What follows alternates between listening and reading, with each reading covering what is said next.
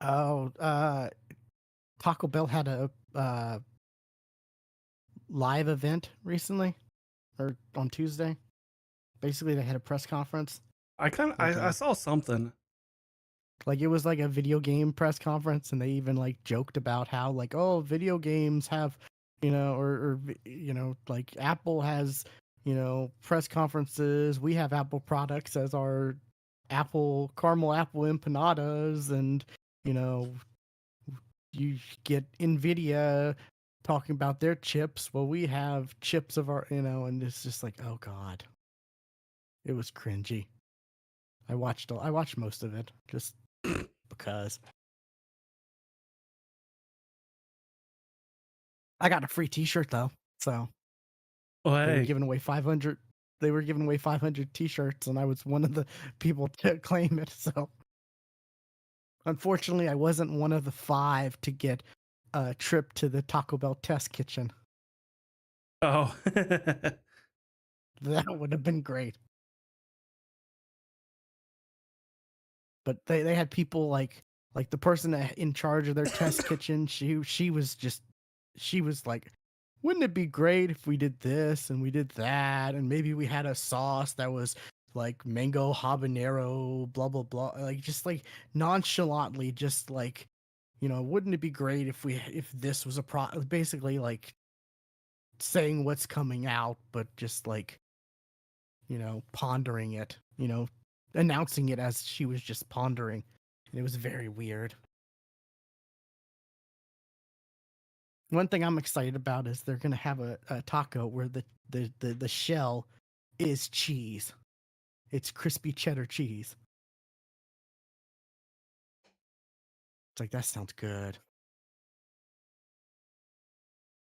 They were like, we've had we've put cheese on the inside of taco. We've put it on the outside of a taco. Now it'll be the taco.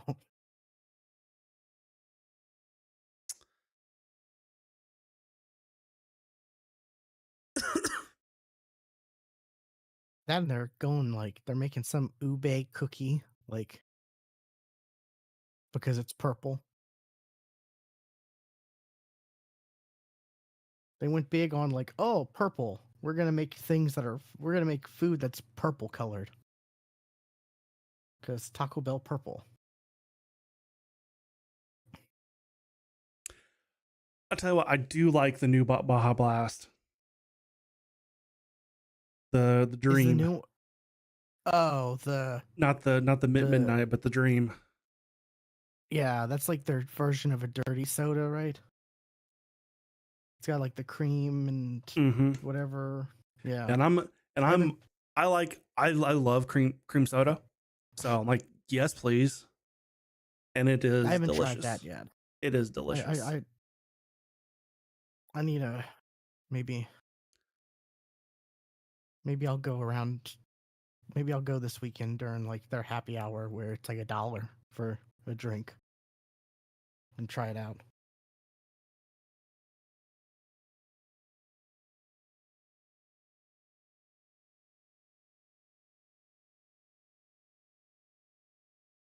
Yeah, the midnight is passion fruit, apparently.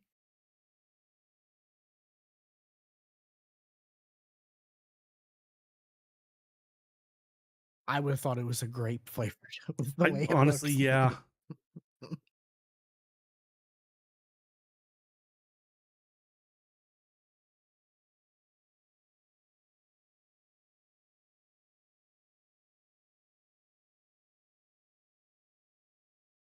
The trend that they've been doing is they're making mini versions of food, and I don't know if I like that or not.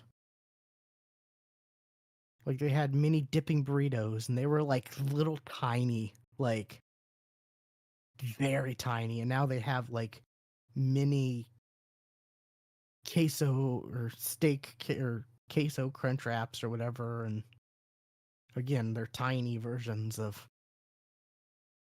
It's like I go to Taco Bell to eat, get a lot of food cheap, and now you're not doing that. So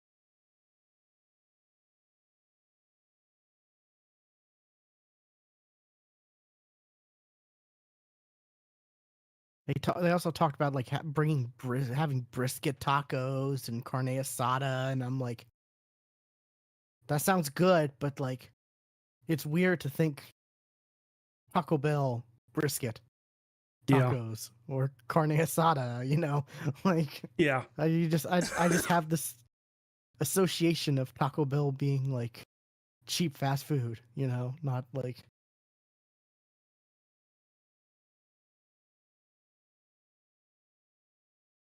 But hey, I'm all for brisket taco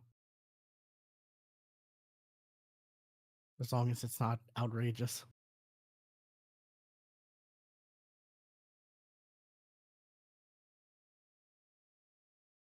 Apparently, they're bringing their nuggets back next week. I think next week or the week after. They were not good. At least here they weren't.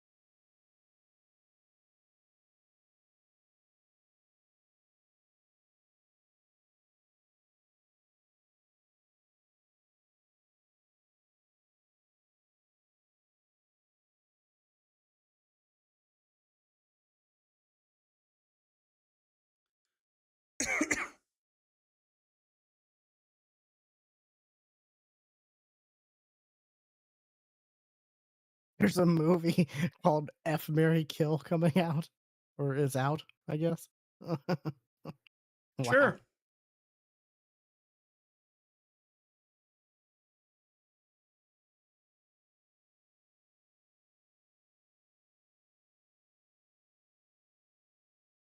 As a serial killer targets women on dating apps, a true crime junkie must figure out which of her three dates is a F boy, marriage material, or is trying to kill her.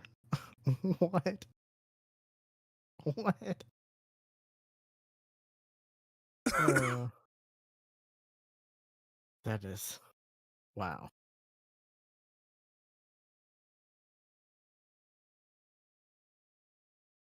Oh wait, it's got. Oh, I know her. It's got the chick from the Fallout series, Fallout show. I think. Isn't that her?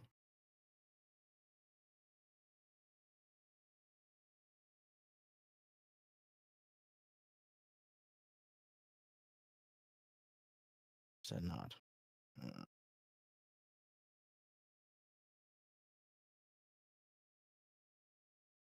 no, that's not. Looks like her though. I don't know who that is then. Huh.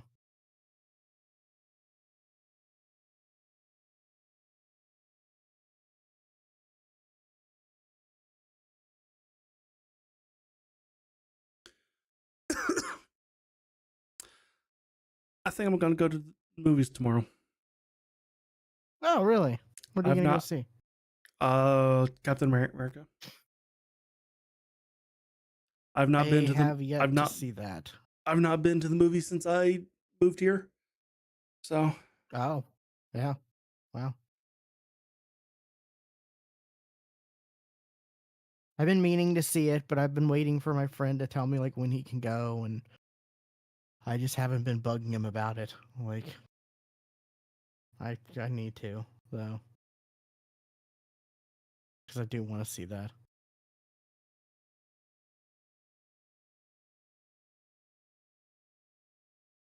I'm actually kind of more excited to see Thunderbolts.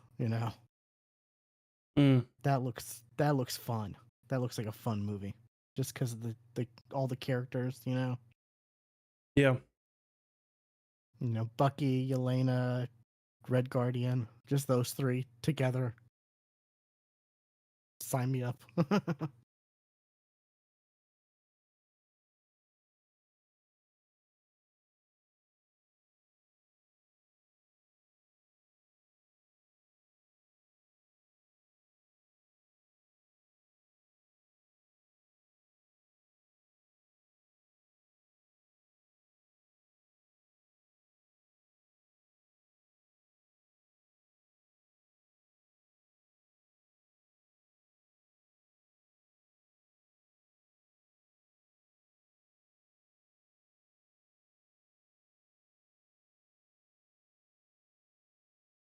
They started production on uh Doomsday and uh Doomsday War and the other one. What's the sequel? The second one?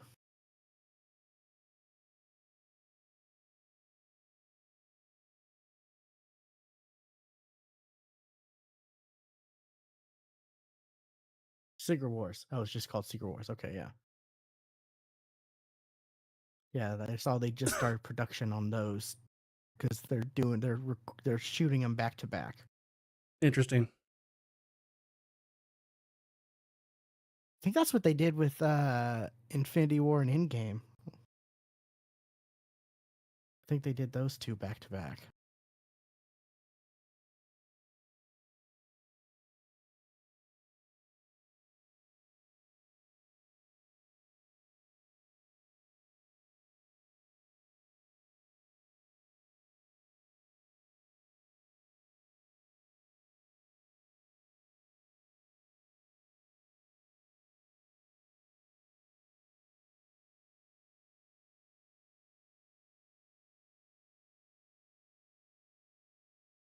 Oh, apparently there was leaked concept art too for it.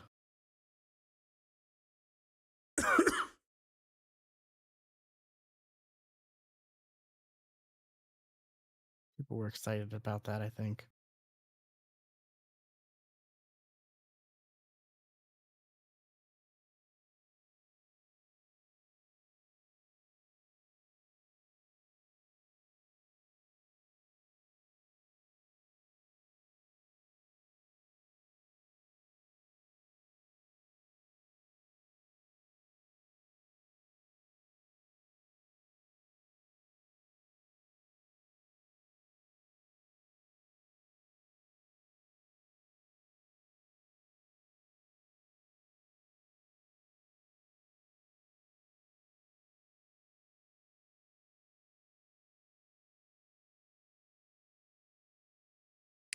Well, I'm ready to start. How about you? I'm good.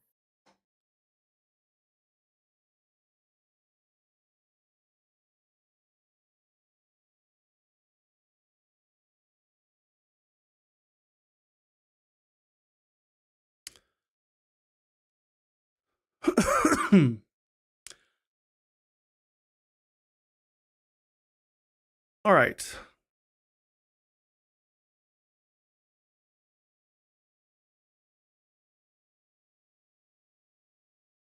Pushing the button in 3, 2, 1.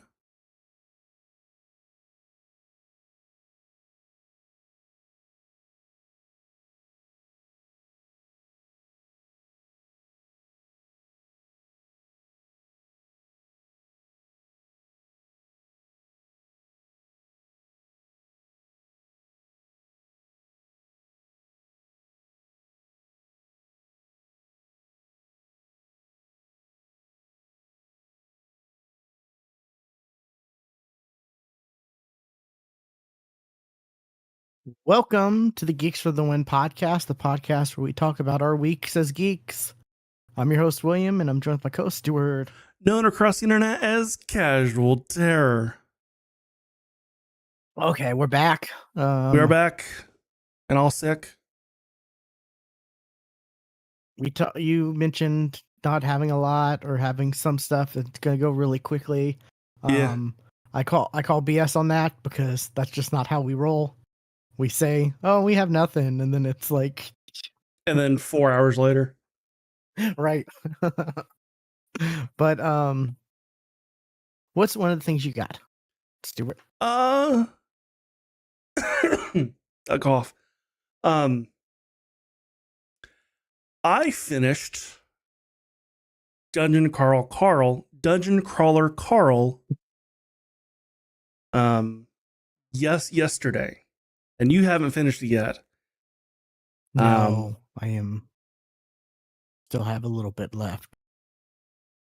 How far are you? Where am I?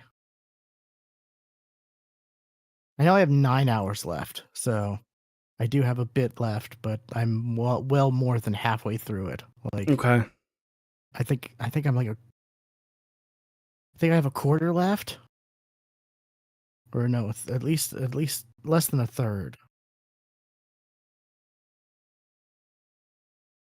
Yeah, because it's like 28 plus hours. So yeah, I have less than a third left. Okay. So I won't spoil, the ending, of course. We'll do that next time. Then we'll spoil the hell out of the ending and and talk about it.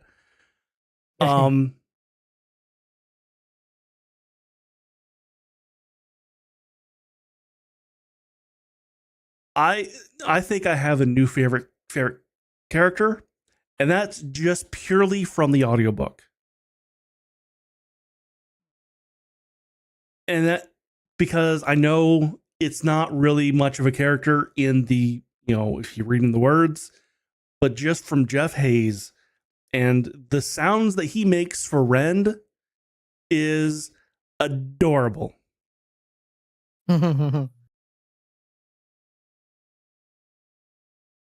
Which Rend is the tummy acher, the giant meatball that's kind of on the cover, or the brain looking thing on the cover.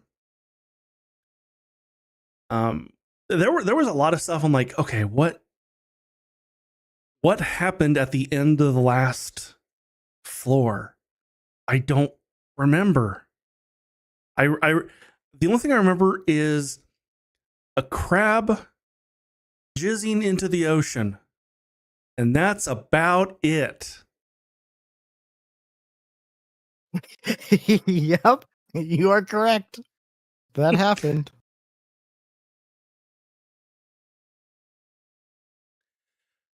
Yeah, I forgot a lot of stuff, but like as they were referencing it in the book, I sort of started to remember certain things. Like, oh yeah, Yeah, there was a lot of like, then like, who are you? Carl ate your eye. What? I don't remember this. Oh, I remember that. So I when don't I was like, remember oh that. yeah. Well, it's because what's it called? The the spider, the evil spider creature I took over him. I vaguely remember that. I don't The not Bedlam Bride, or the Bedlam ride. Yeah. yeah, that was a gruesome like section. Like I remember my reaction for listening to that for the first time. I it was very gruesome. And then they introduced like the they're not remnants, but the like echoes or whatever they're called. Like That I remembered. I remembered the thing in yeah, the diner. That I did not forget. Um,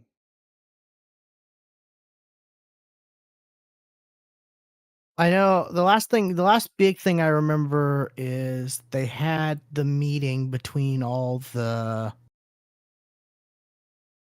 Wait, no, I think I'm farther than that.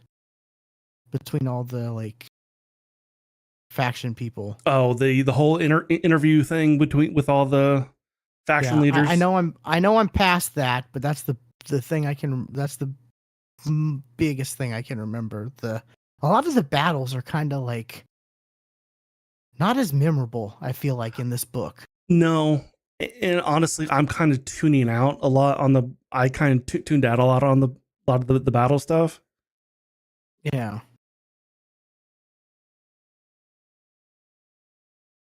Um, but I can't I can't wait for the next. I can't wait for the next book. There's there were there was a question that was like, so somebody says something. I'm gonna say this. Somebody says something that's gonna make you go, "What the fuck?" And you won't get the answer to that in this book. And it's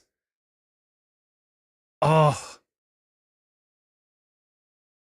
yeah. I think I think so far my favorite part uh that I can remember off the top of my head was the conversation between Carl, the AI, the liaison. Donut was mm, brought in, and so was the the the Knoll. one No, I'm talking about the princess. Princess princess. Yeah, the princess. formidable. Yeah, and then she was sent to the ocean, the surface of Earth in the ocean. Like, Mm-hmm. And her, whether she's alive or not, is a big old question mark. yeah, not looking good. But yeah, that whole section of the book was like, I was like, yes, give me more. This is fascinating. I mean, this is just the AI. Whenever the AI is able to actually like be represented, has been great or batshit crazy. And this is purely Jeff Hayes doing this, because if you read the book itself, there's no indication that, because like the voice of the AI will, reading something, sometimes it'll be, normal, monochromatic, and then it changes into the AI voice, like when the AI has a, actually does have a personality kind of thing. And that's purely Jeff Hayes doing that. That is not in the book at all. And I think that's a good representation of the AI slowly taking over and going crazy. Yeah. And it's a recycled AI too, right? I believe That's a so. main factor to why Yeah. it's going crazier earlier than normal, Earlier than normal, yeah. because they went cheap on they were real cheap about it, and they used a recycled one, I think. Uh-huh. Yeah. Yes.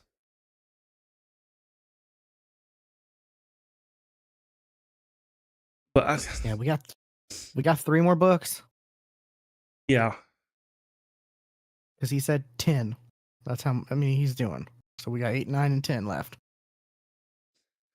So now we gotta wait probably a year and a half for the next book. Maybe, I don't know. Depends on how quickly he's writing them. I haven't really paid attention to his Patreon or I don't know. anything. I did read something that he's saying that the next book is going uh quicker than the normal. But he says Oh, that's but book 9 will not. yeah, I'm sure.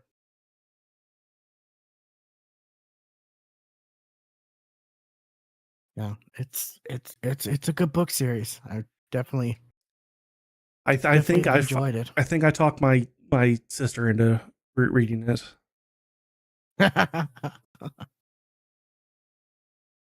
which I think she'll like it. And I told her definitely go the audiobook version. 100% go the audiobook version. Oh, for sure. Yeah. If there was ever if there was ever an argument for audiobooks being like, for audiobooks being a legitimate, option for media, like Mm-hmm.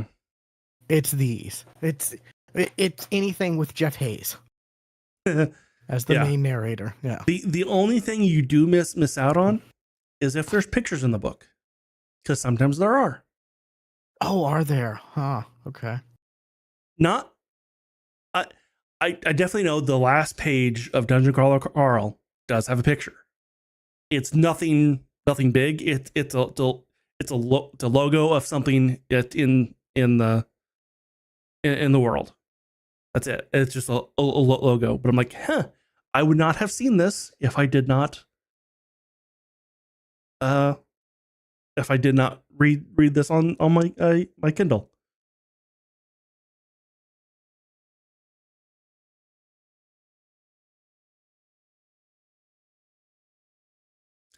So yeah, Dungeon Crawler Carl. I can't wait to the ending. Damn, fuck the ending. I'll probably finish that this weekend and hit you and send you a message like with my initial reactions. If it's as crazy as you say. Now I won't tell you whether I was right or not, but going into this book, I was fully expecting a major character to die. Of course. Yeah. Like, and I'm not talking about Carl or Donut or Katya. Oh no, but yeah. Those three I knew were safe. But like Batista or Yes. someone like that. Yeah. Yeah. You know, We haven't had one of those. Amani or Yeah. Ellie, somebody like that. I was fully expecting one, Chris, somebody, some major character to die. I'm fully expecting that going into this book. I'm drawing a blank. I'm drawing a blank on the name. The one who married Louis. Louis, yeah, Louis. I feel like that would maybe be one of the most impactful deaths of a non-main character,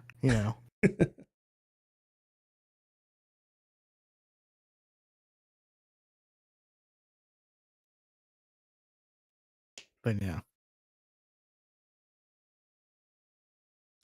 And then of course, there's Mongo and babies.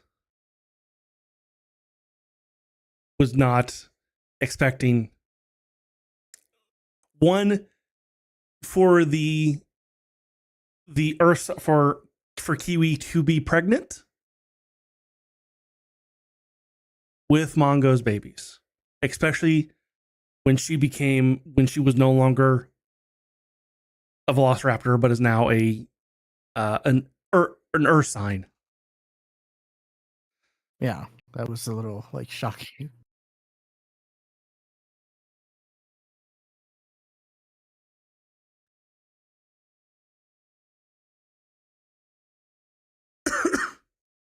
But yeah, I will say I do feel like you were saying also kind of there were some like low parts where it wasn't keeping my attention as much as Mm-hmm.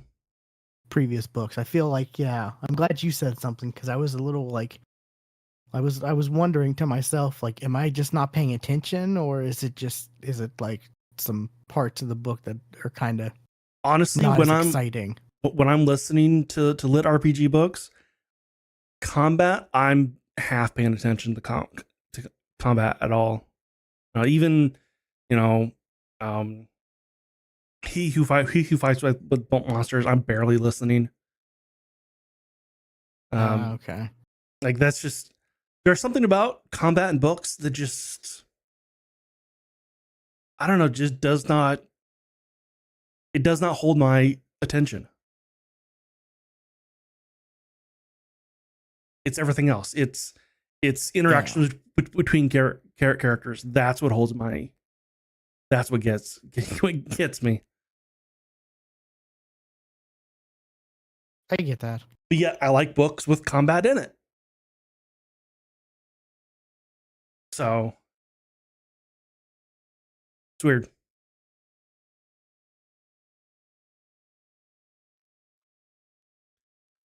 All right, what do you got?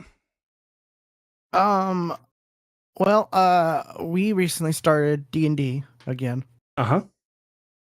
and leading up to it, went back and started. I went back and picked up where I left off watching YouTubers campaign, the Dungeon Dudes. Okay. They've got they have like a whole, their stuff is completely like custom. They have a whole world. They have books out even. They've had 3 Kickstarters, I think. 3 successful Kickstarters where I think they've gotten like up to like Drakenheim, is that their Drakenheim, yes. Okay. Yes, I feel like I have seen it. I feel like one of their Kickstarters even got up to 1 million, if not more than one. So like I remember starting to watch them before they even way before they had Kickstarters, like they were one of the first people I got into besides Critical Role, like when we first started getting into D&D. And I gotta say their DM is really good. he gives like he's pretty good on voices, to be honest, like doing different voices and stuff like that. Nothing crazy like Matt Mercer, but like I kind of like his play style over Matt Mercer as far as DMs go. Really? Okay. Because he does a lot. He adds a lot of things. Like he'll make them roll like for random encounters and just frequently and stuff like that, or whenever there's something going on, or he'll make and there's a lot of in their stuff. They have a lot of, because the whole like premise of their world is there was like a meteor that hit that had this like substance or whatever, this like crystal type thing called delirium, and it's and it like can transform people or monsters into so many different things, mutations and whatnot. And the the Magic Academy uses it to like experiment with to make magical weapons and whatnot. And it's made Drakenheim, the city in this world, one of the cities in this world. It's made it like base almost unlivable. Like, there some people can live in it, but like most people aren't. Most people aren't in it because it's produced it's kind of like a magical, like Chernobyl type thing with radiation and whatnot. Okay. And it's created like, it's turned like rats into like ratlings, you know. And there's a character in their first campaign of it, or called the Rat Prince, who, they ended up the main characters ended up like befriending slash tricking into like working with them. And the ratlings are like horrifying. Like they'll eat anything. They'll eat humans. They'll eat like, other creatures, because they're rats, But like the world is just expansive and just amazing, and so many interesting things, And like I said, the DM, he does a really good job. He I don't think he's ever played. I think as far as their stuff goes, he's only ever been the DM.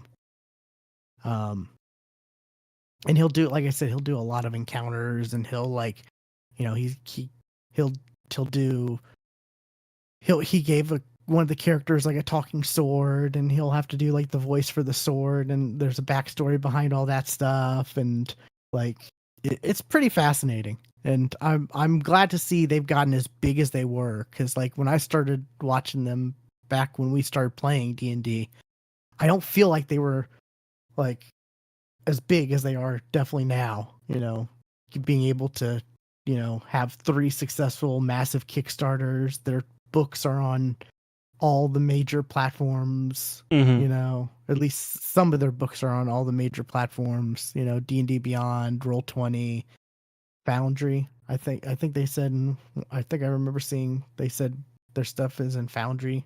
I think yes. I have seen it.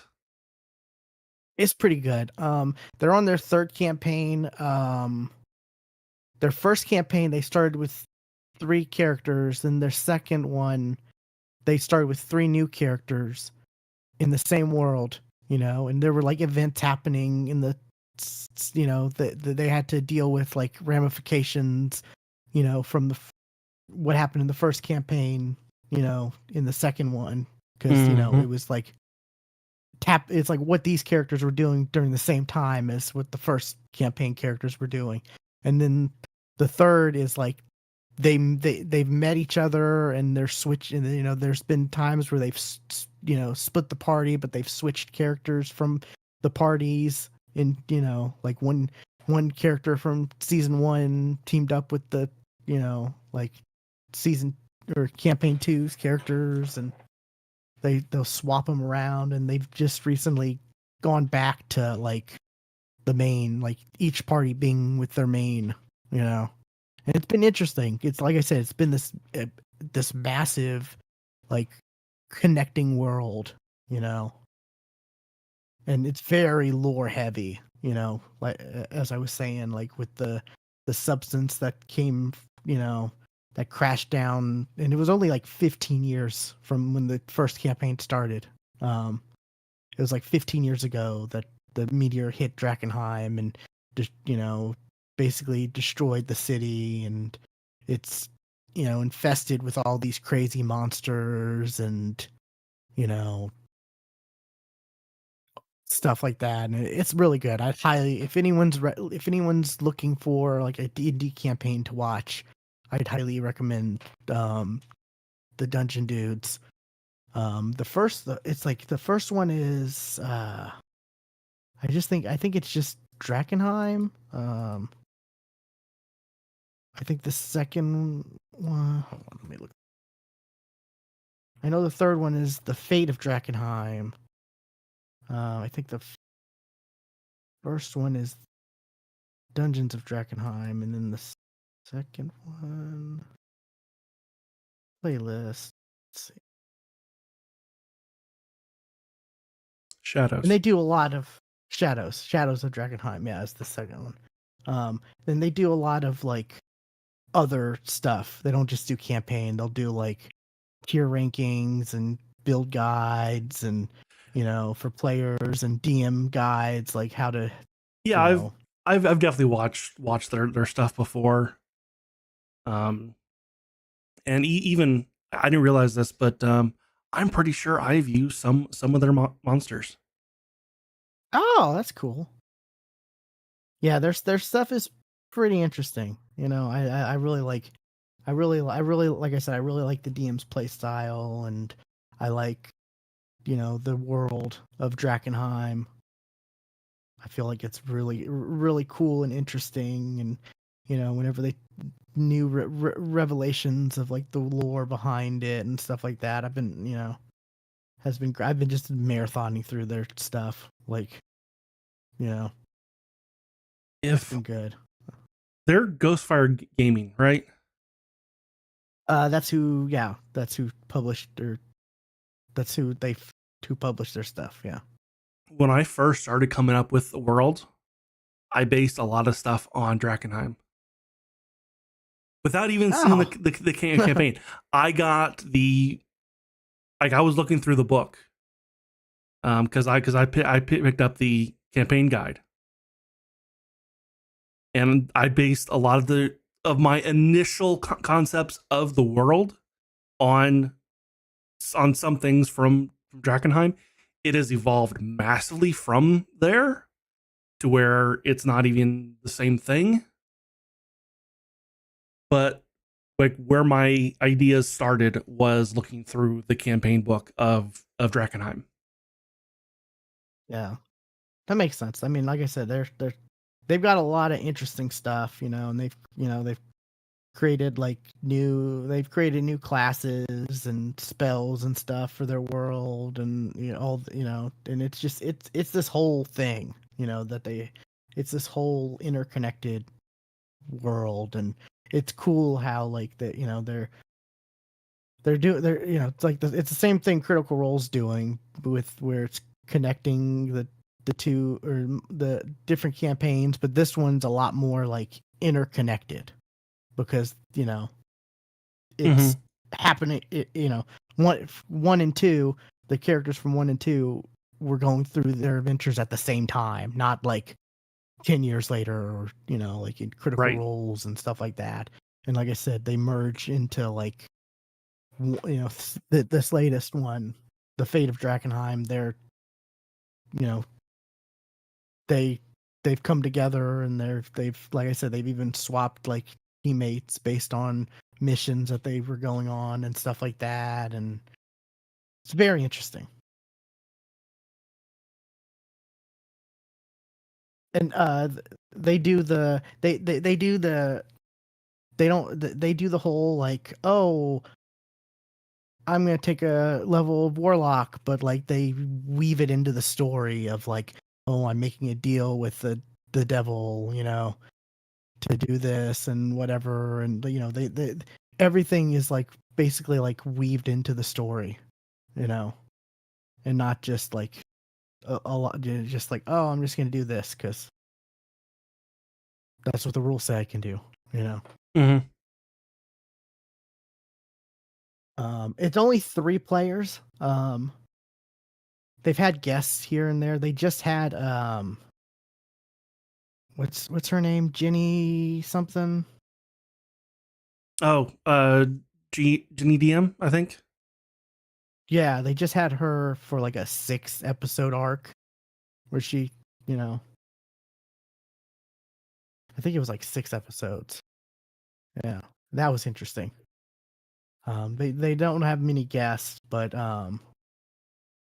like they play in person when, and like they have like all the, you know, all the asset, the tabletop, like, all the cool toys and stuff like that, sets and minifigures and stuff like that. And then COVID happened, so they had to do digital. But once they got back to being able to do like in person, like it was great because, like I said, they have like all the toys, they have all the fun toys and figures. And he makes great sets, with with stuff like, or great maps.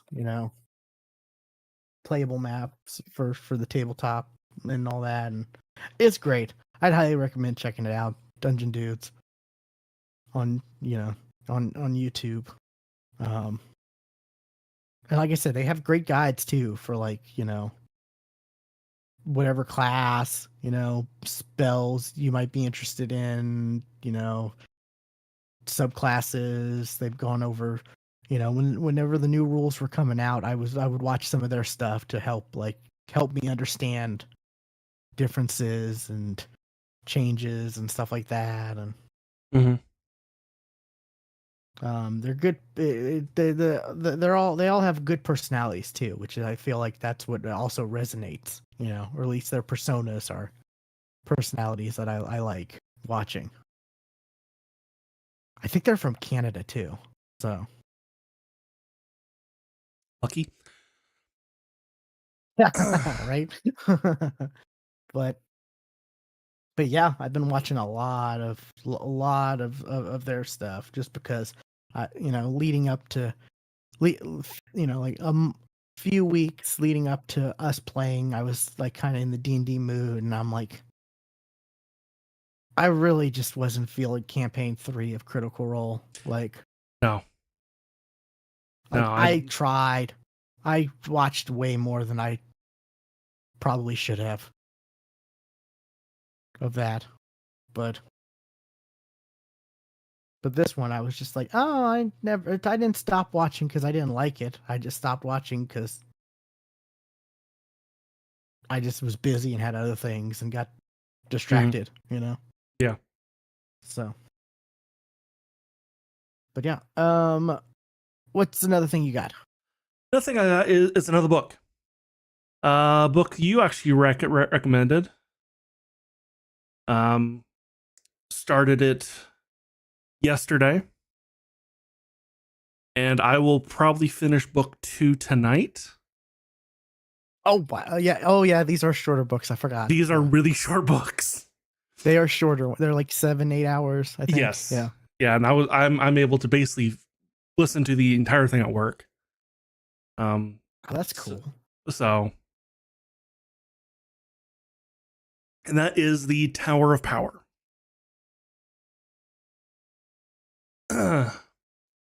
And it's an isekai. Dude apparently gets hit by a car. A god, not god, says, hey, you can either go towards the light, or other option, I've got this experiment that I'm working on, where this other world with magic and fantasy stuff. Which do you pick? I mean, dude picked fantasy world. It would be a short book if you picked otherwise. Honestly, that'd be hilarious.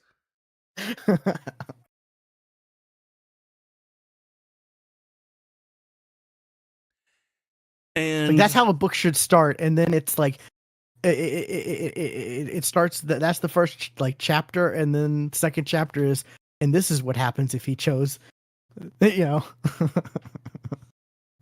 So the whole series is just a what if. Like, it's a what if. He had. Yes, that would be clever. I'd love that.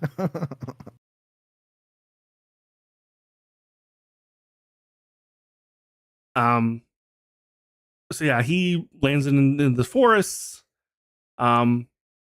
Sees these group of people being attacked by goblins. Helps them out.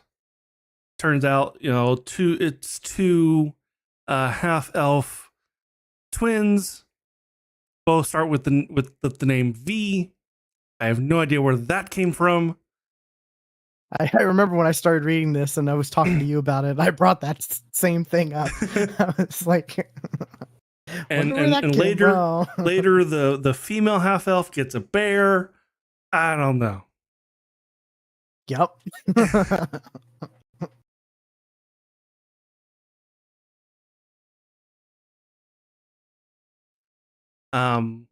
Does she fight with a bow too?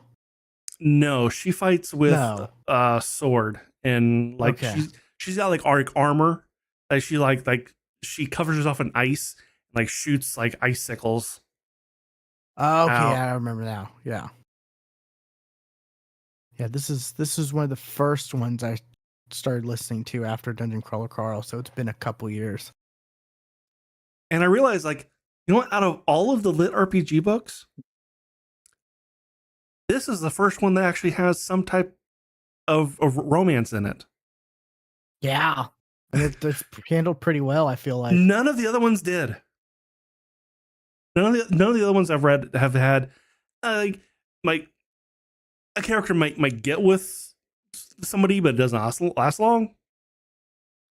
I mean, Jason Asano kind of had one in that's his. That's the only one I'm thinking of. Spoilers. That's the only one. I could just like, yep. But no, this one actually has, and it does happen quick. Let's put it that way. It does happen very quick. It's like, hey, you see me naked? We're married now. That's kind of how it happened. Yeah. And he's just like, oh, if I remember correctly, he's just like, oh, well, I guess I'll go with the flow for now. Like, Yep. He's just okay. You're hot. Okay, I'll go with the flow. But he does start to like develop feelings, so it's not just it gets deep. It gets definitely deeper. Yeah.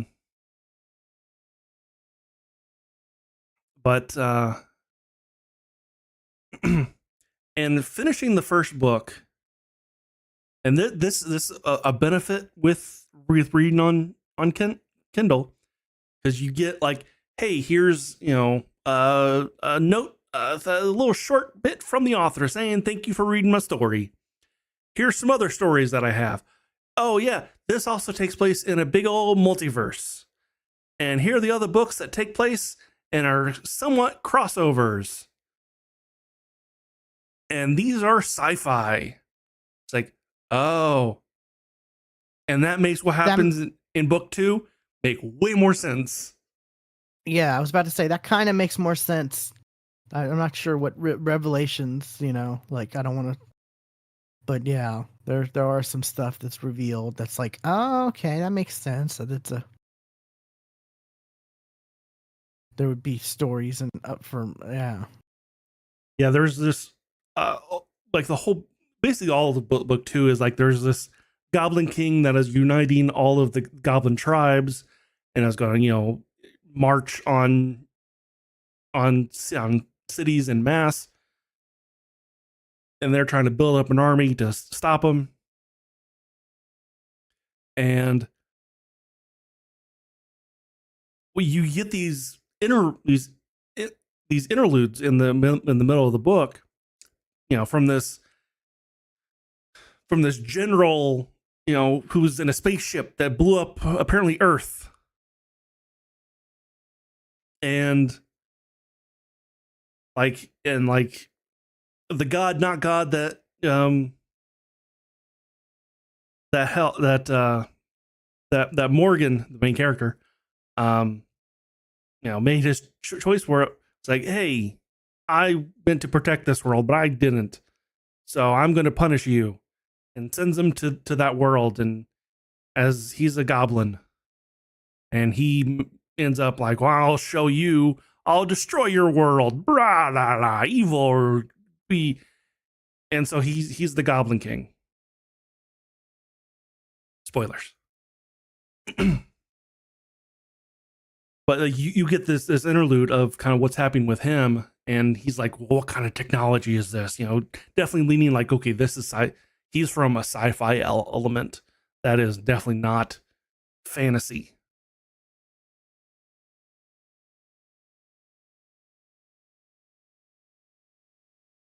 Has backstory for Morgan been revealed? Or no? That he killed his stepfather? Okay. Because his stepfather was beating him, not his mother, that he told everybody? Yeah. There's yeah, okay. And who his father is? Yeah. Oh, who his father? Okay, yeah. Yes. That was kind of a big. I wasn't sure if that was later on or not, but No, it's really hinted really early on in the first book. that's kind of surprising to think back, like that it was that early. Okay, Because like there's because that was this like a big reveal. there's this other person that's kind of helping him with this experiment, that's kind of in charge of like the dungeons and making monsters and stuff like that. I forget what her name is. Something Force. That's all I remember. And like he accidentally meets her because he punched a spawn room, and the door disappeared, and they were able to walk into the laboratory where she makes monsters, I guess, or where she respawns monsters, and like, oh yeah, I can, and then she touches him like, oh, you learned this from your father.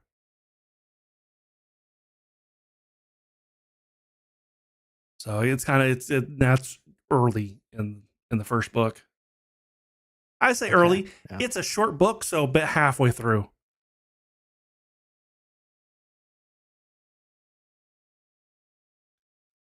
I mean, it's Um, short compared to lit RPGs. it's short compared to um any other book I've listened to, actually. I was going to compare it to like some of my archives, but those books are like, Yeah. 50 hours long. Everything's short compared to that. Has he gotten Clint yet? No, Okay. that I that like name. Clint. Clint Okay, Clint is cool. I've talked about Clint before. okay. I don't remember. And where he got the name Clint from Clintar's, Venom's race. Oh, Of yes, you did. Wait, I thought that was another book. No, that's this one. I think that's this one. I'm pretty sure that's this one. I thought that was the card battle book. No. That's this one. I'm pretty Okay. sure. It's something different from a Venom, but it's like Venom and Groot combined. That's all I'll say. Oh, that makes okay. That's gonna make sense then, because of what because he already made um his brother-in-law a second arm. He already helped make him an arm. So okay, I can see where that's gonna go then.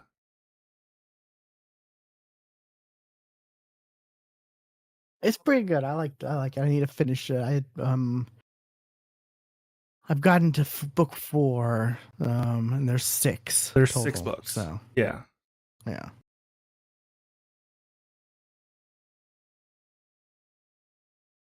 But no, I'm enjoying the series.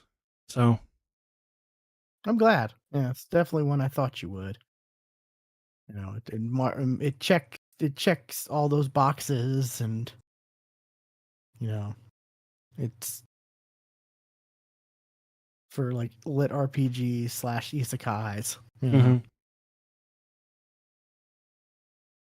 It's it. He'll make there will be references to like the real world or our world, but like it's he nothing crazy. he Like he's not Jason bad, but he does have Jason elements to him. yeah,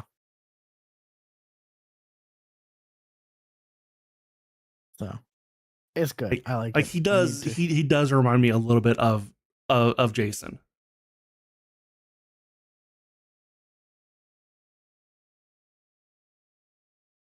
Yeah, I like that aspect though, like referencing stuff from our world to the fantasy world, and Mm-hmm. just not as crazy as Jason, Yeah, Jason Asano. He Knight Rider. That's a bit much. I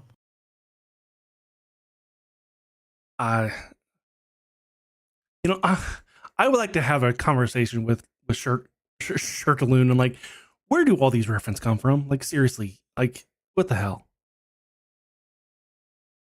Like, I mean, it's gotta, with as much as he's like putting out on like Patreon, we've talked about this. He's got to have a lot of this stuff in his head, like, Yeah,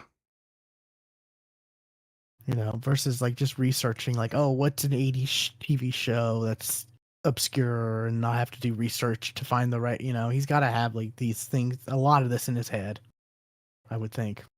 probably. But yeah, I'm glad you're checking it out.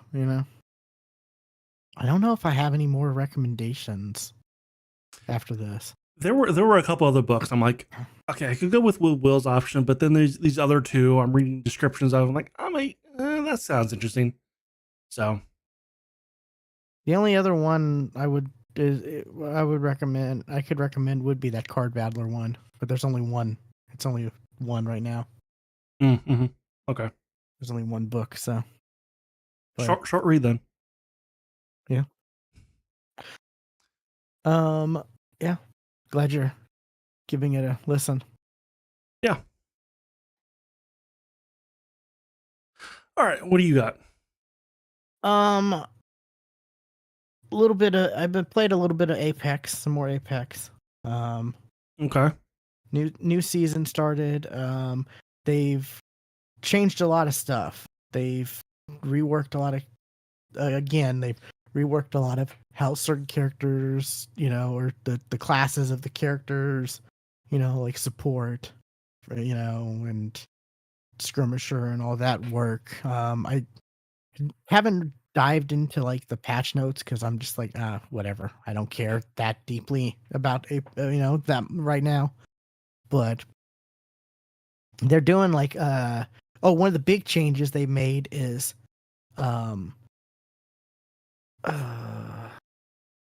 me add this image. I know we have a trailer, but there's an image I can share to show off.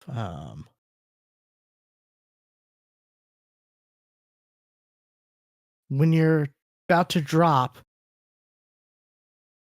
they have every area named. Interesting. That really threw me for a loop when I first saw that. And they have these like these crates, these special crates, and they show you like what energy type, heavy, all that. They show you where they are in these name. And some places I'm like, oh, I didn't know that's what that's called. Like, but Like they definitely took this from like Warzone, because Warzone, yeah, it's like, oh, did this from that's called day one. That's called grow towers. I didn't know that. Okay. Those two like spiral towers. Mm-hmm. But they have like these crates where, those areas with like the specific weapons, and you can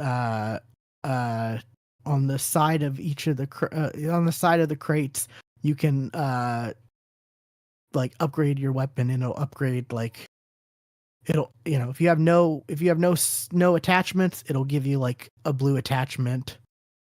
If you have all blues, it'll give you a random purple. Okay. So there's some upgrades opportunities as far as that goes, which is kind of cool. Right now they got like they have like a creator events going on right now. This is last week they had a community challenge where the community had to do like 3 different things, like get to 3 different tiers, and to unlock like 10 like 5 packs, 10 packs, and 20 packs. And I think this week, I haven't logged on this week yet, but I think if you participated in that, you're supposed to get 20 free packs, like. And then this week Wow. this week is the individual challenges that unlock, I think, a skin that the certain creator, Apex creator chooses. I think it's some wingman skin, and then next week it's supposed to start with a new creator, for 2 weeks, and then I think it's 3 creators in total. I've never heard of any of these creators, so I don't know, but yeah, they're really trying to get people back into it, to like, and to Yeah, because with I these think a lot free of people packs. left Apex recently. Yeah, they just had their anniversary stuff, their 6th anniversary with collections and all that, where you they had special skins, and you could even get skins from the 5th anniversary, 4th, 3rd, they were all in the shops. But it's Apex. I got a friend that I'm playing with sometimes, but like, it's as much as I don't like their practice as far as like microtransactions and stuff like that, or macro transactions as it should be. Uh-huh. I like the core game. I enjoy it. Like, it's fun, and I'm good at it. I think that's the reason why I like it so much, is that I'm actually decent at it, and I can, I Sure. can do That well. that definitely I helps. I have really good moments where I'm just like, I swear I just black out, and all of a sudden it's like, oh, I'm kill leader. How'd that happen? Like, how'd I wipe the other team? Like, I'll get into those. I'll get into like a trance where I'm just like, I don't know. I pretty much am just like, oh, what? Okay, you're just so focused on not dying that, and all of a sudden the other team's dead, and it's like, oh, I have 3 kills. Oh, okay. But yeah, it's Apex. It's, gameplay is still what it is. They've, adjusted some stuff to certain characters and have reworks and, whatnot. I'm trying to find like who the content creators that are, but I cannot find anything about it. Uh, you can-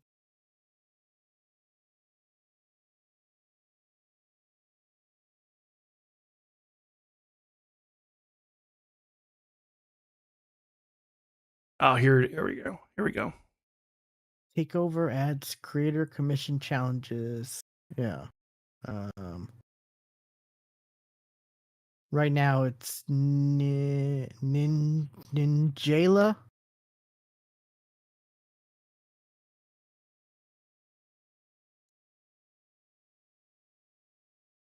Oh, there's 4 creators total. Okay, I thought there was only 3. I don't see a name. I don't see any names. Like, I'm on the Uh, article, I guess.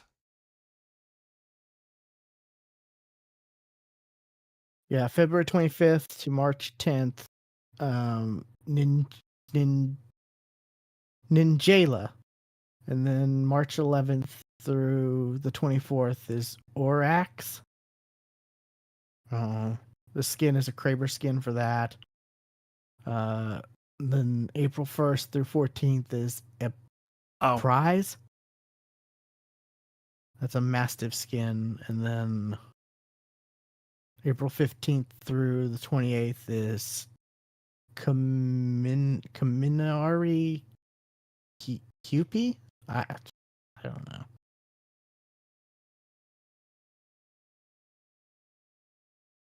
yeah, no But idea. yeah, the first week of their challenge, throw down the gauntlet to the community to determine how many Apex packs are earnable in the second week. Okay.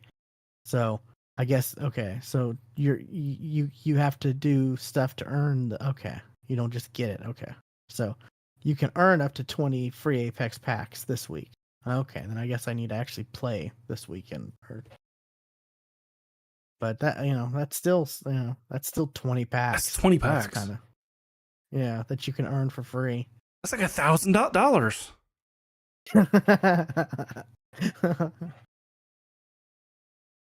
Yeah. And that's like I said, every 2 weeks is a new creator that starts the new, cycle. So that's 80 packs you can get for free, apparently, I guess. So, yeah, they're trying stuff, I guess. Come back to our game. We know we fucked you guys over. Please come I just back. saw I just saw something about they canceled they were doing a Titanfall multiplayer game, and I guess apparently they canceled that. Respawn. So, Fuck them. Fuck them. I don't know, Also, I Titanfall guess. was always multiplayer. But a new Titanfall multiplayer like game with no, yeah. I don't know. But yeah. People want Titanfall 3, damn it. Oh, also they have Rampart drops, which are like, the like regular drop care package drops, where they're right now they're mythic R301s, and they have like they're named Hornet, Hornet what are they called? One's Hornet, one's Vermilion, or Vermintine, something with a V. And then the other one is Limeline. Limeline. The Hornet one makes you run faster when you have it out. They're all gold, by the way, too. So they all have like the top tier attachments. The Hornet, which is the one I like, it makes you run faster, and then when you down somebody, it does what's it incendiary, like incendiary trail, like for an incendiary grenade. Okay. The I forget which one's which, but there's one that radiates this like area of effect that heals like you and your teammates when you have it out. Like Oh, slowly regenerates like health and shields. And then the other one, what is the other one? Oh, can I find these? Let me just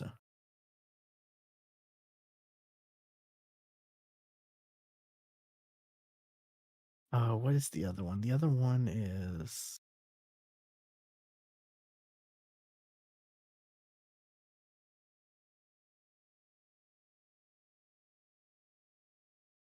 I forget what the other one does, to be honest. The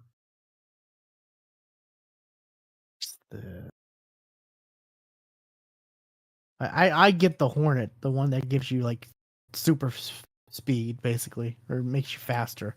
I don't really mess with the others, which is good because my friend likes the one of the others, so we never have to worry about like getting the one we each other likes. But they all have like actual like abilities tied to them that help, which is like that's kind of cool.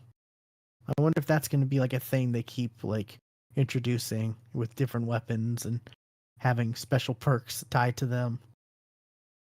That could be kind of cool. But um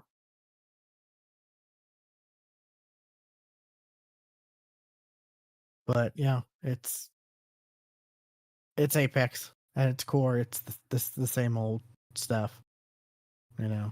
Skins are still outrageous. Um One thing I hate is they have bundles where it's like, oh, here's a skin bundle with with a weapon and something else, mhm. that and it, if you have the main skin, you can't.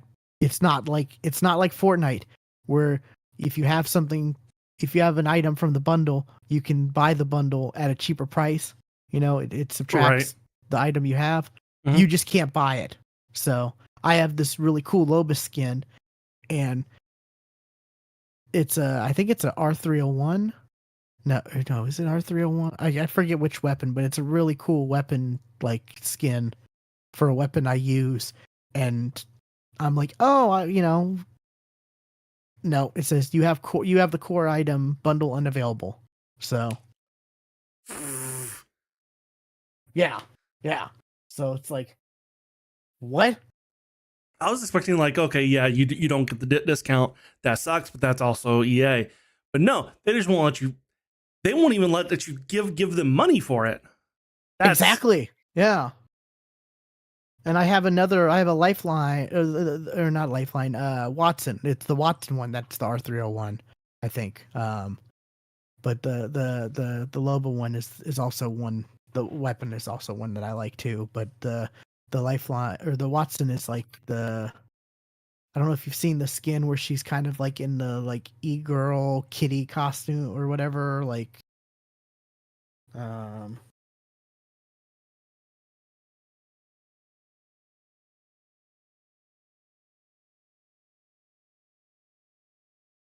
like gamer girl thunder. It's called Thunder Kitty.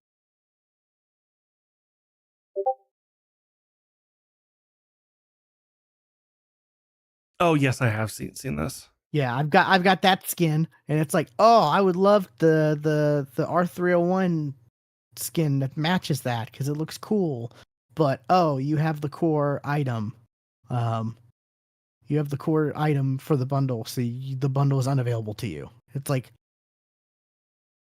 you're just losing money. Like, Well, it's a good thing you have so many crafty metals, right? You can no, you can't craft a damn thing. no, they added stuff like once, like, but like yeah, they don't really add stuff. They've added stuff like they added the anime skins to where you could craft them, but that's about it. Like occasionally, every other event there will be like every other event they have will allow you to use your crafting metals to like buy something from their you know event pool of items for the pack. It's like one event you can use them, and then the other event will not be possible where you have to just buy the packs. So yeah, it's crazy. But Okay, I gotta look show you this. This is on EA's site. Okay, you click on the battle pass. These characters in these pictures look like they're from 1995. Like the resolution on these characters is so low oh yeah, that it looks like shit. What the fuck, EA? I don't know if I talked about this or not, but they also like they have the battle pass, the free tier, right? Then they have the paid, and then they have the paid plus. Yeah, The paid you can buy with the coins, but the premium plus or whatever, you have to buy with money. You can't buy with coins. You have right. to straight up buy with actual money. And it's like, okay. And it's just, it's that and them splitting it into the season into two smaller. It's just like, what are you doing, EA? For Like, the same price. basically, yeah. I mean, at least they went back on you can the paid with Apex coins because the community did not like that when they took that away or when they announced that they were going to take that away and make it all just money and no where you couldn't buy anything with coins. The community went crazy for that, but when that was announced and And then they all left. they backtracked on that. Yeah. But yeah, it's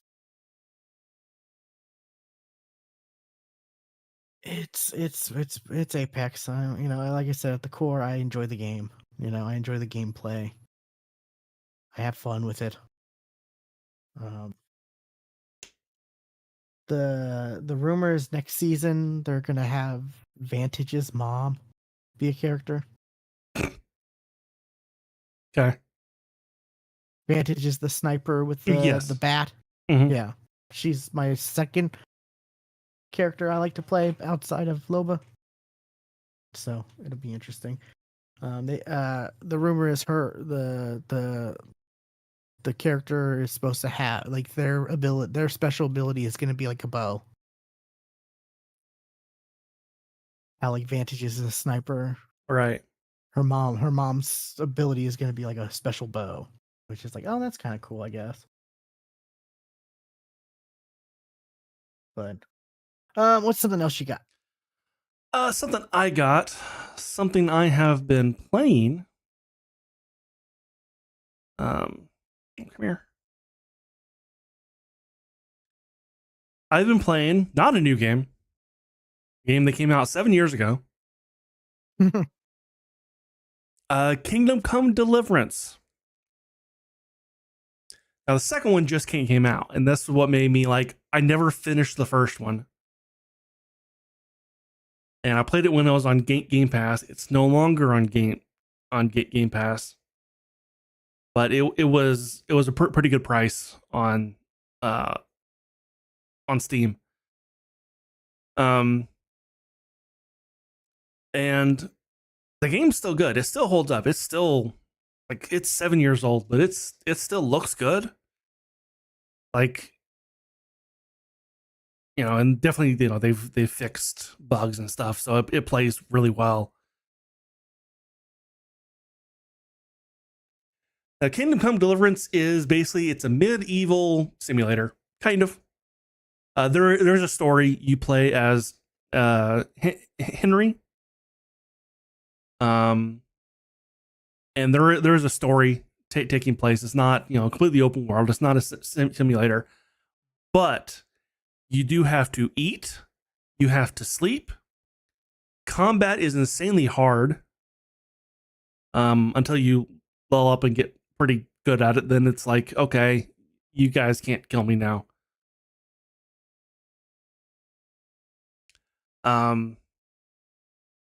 See, it takes place in like 1408,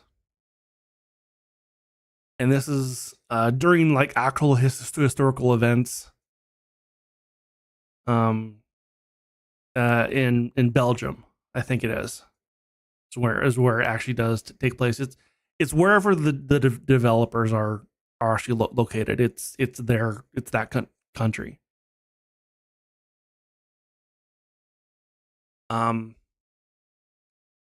But like I said, it's like people call it a medieval simulator because, you know, because of you have to eat, you have to sleep.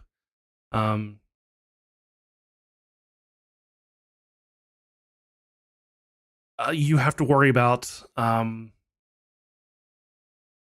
crap. I'm forgetting a lot of things now.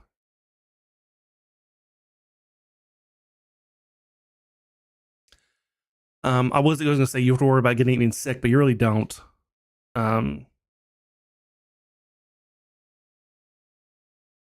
It's a good game. Like the story's really good. Basically the hometown you're in is invaded, and it's basically a revenge story, essentially.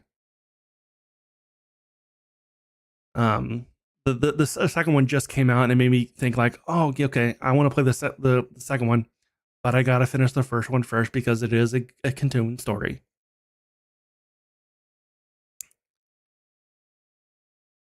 So,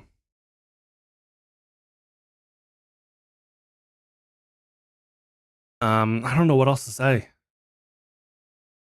Everything is voiced. Like also is like the voice acting is really good. Oh, that's cool.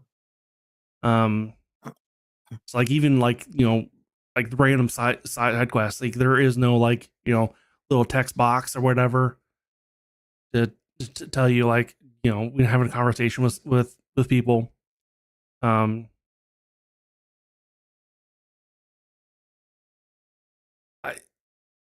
people. I hate to say that's what really draws me away from these type of like um it's an open world, right? Yes, it is.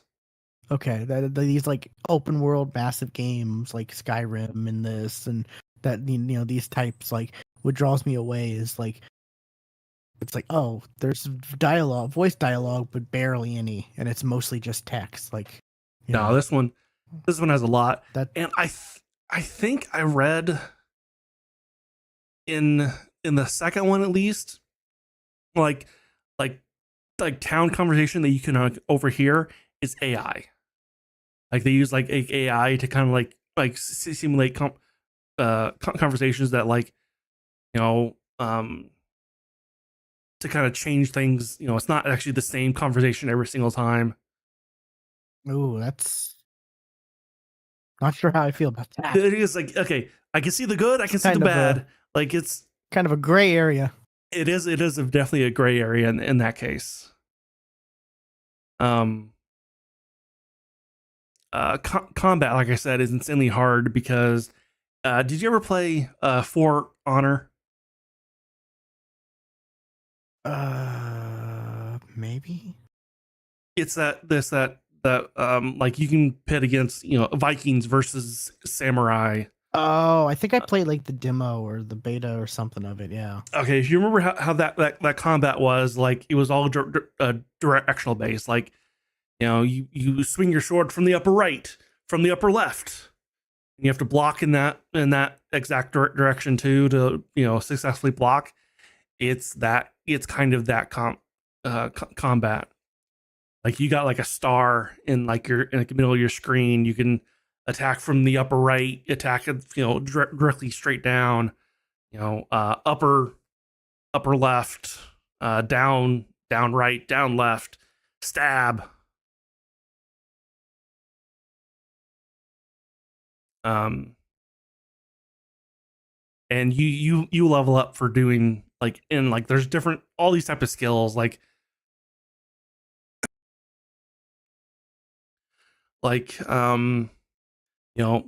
hunting is a skill.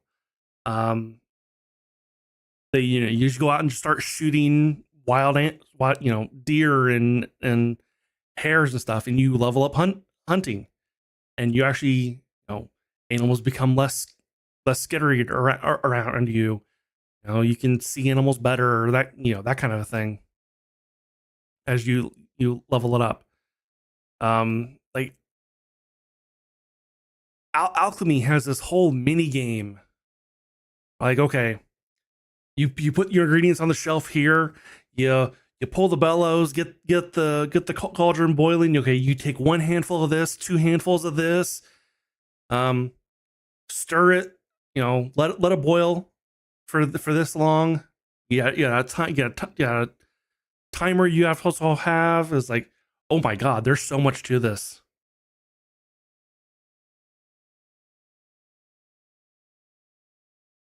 There's a whole like pickpocketing mini game, um, lock picking mini game that's insanely hard. That's it's harder than most. Once you get the hang of it, though, it's like, okay, this is actually easier than Skyrim. I've heard good things about the first one for sure. It's definitely worth it. Like there's an HD pack. It's free. So like it is definitely worth picking up. How much is it right now? Like I picked it up for like $20, and it was like when like the second one came out, so it was on sale. Um,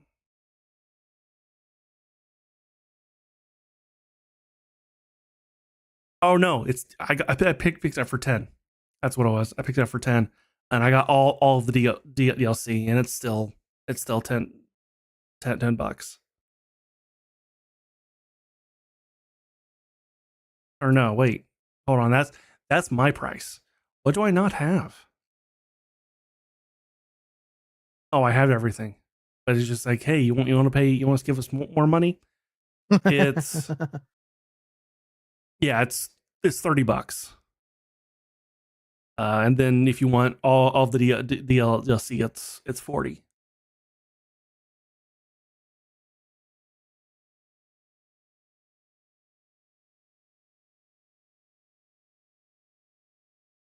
So I think it's definitely worth it.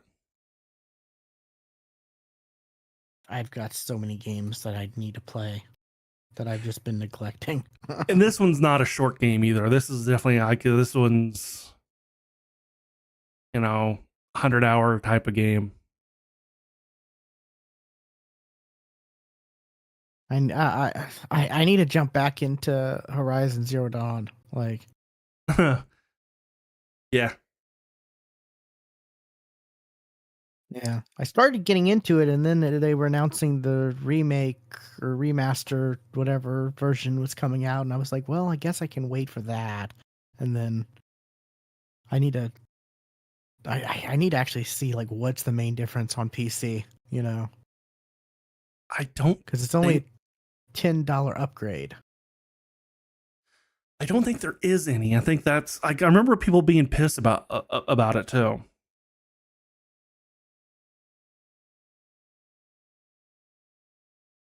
Like I remember like the the upgraded version was not well received. Yeah. Like for PlayStation version, I'm sure it's a major difference, from like 4 to Yes. 5 or whatever. But yeah, on PC, I'm not quite sure what it's a $10 upgrade. So Graphics. I'm looking at it right now. It's a graphics upgrade. I mean, that might be worth it for me because I have the newer PC with the new fancy monitor.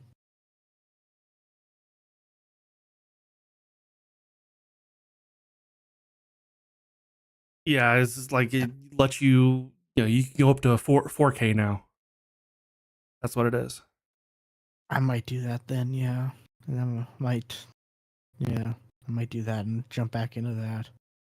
Man, I've got so many games I need to play that I've neglected. I still haven't played the first Final Fantasy VII remake part either. I never finished it. I need to basically start again Yeah, because I don't remember it. And then the second one is out now. It's out on PC. yeah. Then another one for me, Alan Wake 2, because I was like, okay, I kind of want to play Alan Wake 1 again before Alan Wake 2, and I never did. So, but I ended up picking that up when it was like on sale back a while ago, and yeah, I got a bunch of games that I picked up. I'm the typical PC gamer. Well, it's on sale, let me buy it and never play it. I never play it. Yeah, but I do want to play them. I do. I do. I need to. You have every intention on playing the game, and then you don't. But it's just so much easier to binge watch a bunch of anime or YouTube videos of D&D campaign Exactly. playthroughs, or like just lay back and just relax and watch something and play something. That's where I'm getting at in my older age.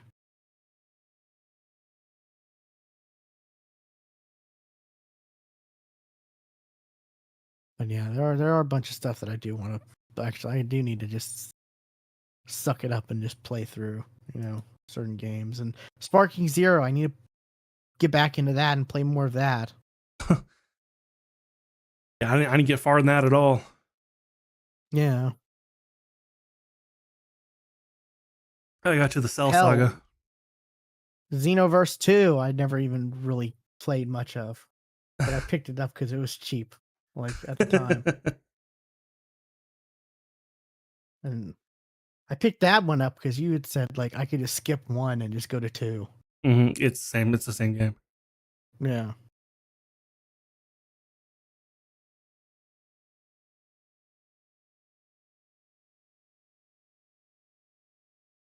I have a friend who keeps wanting me to play Marvel Rivals with them, but I'm just like, I don't know. I just don't feel like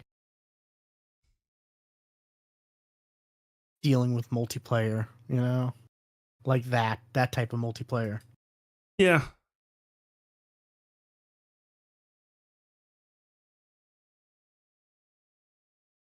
Oh, what else?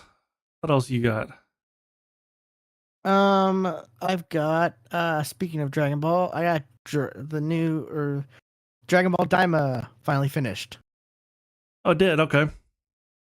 Yes, it was a couple weeks ago, 2 weeks ago, I think. Should I close that? Dubbed is still airing, but the subbed is out. I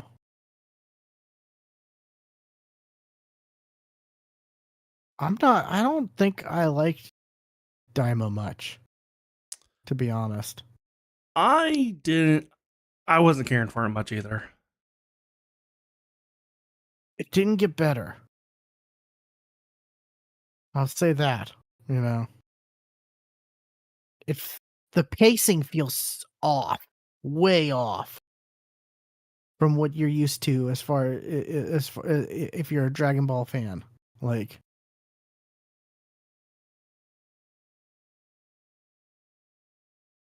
massive retcons.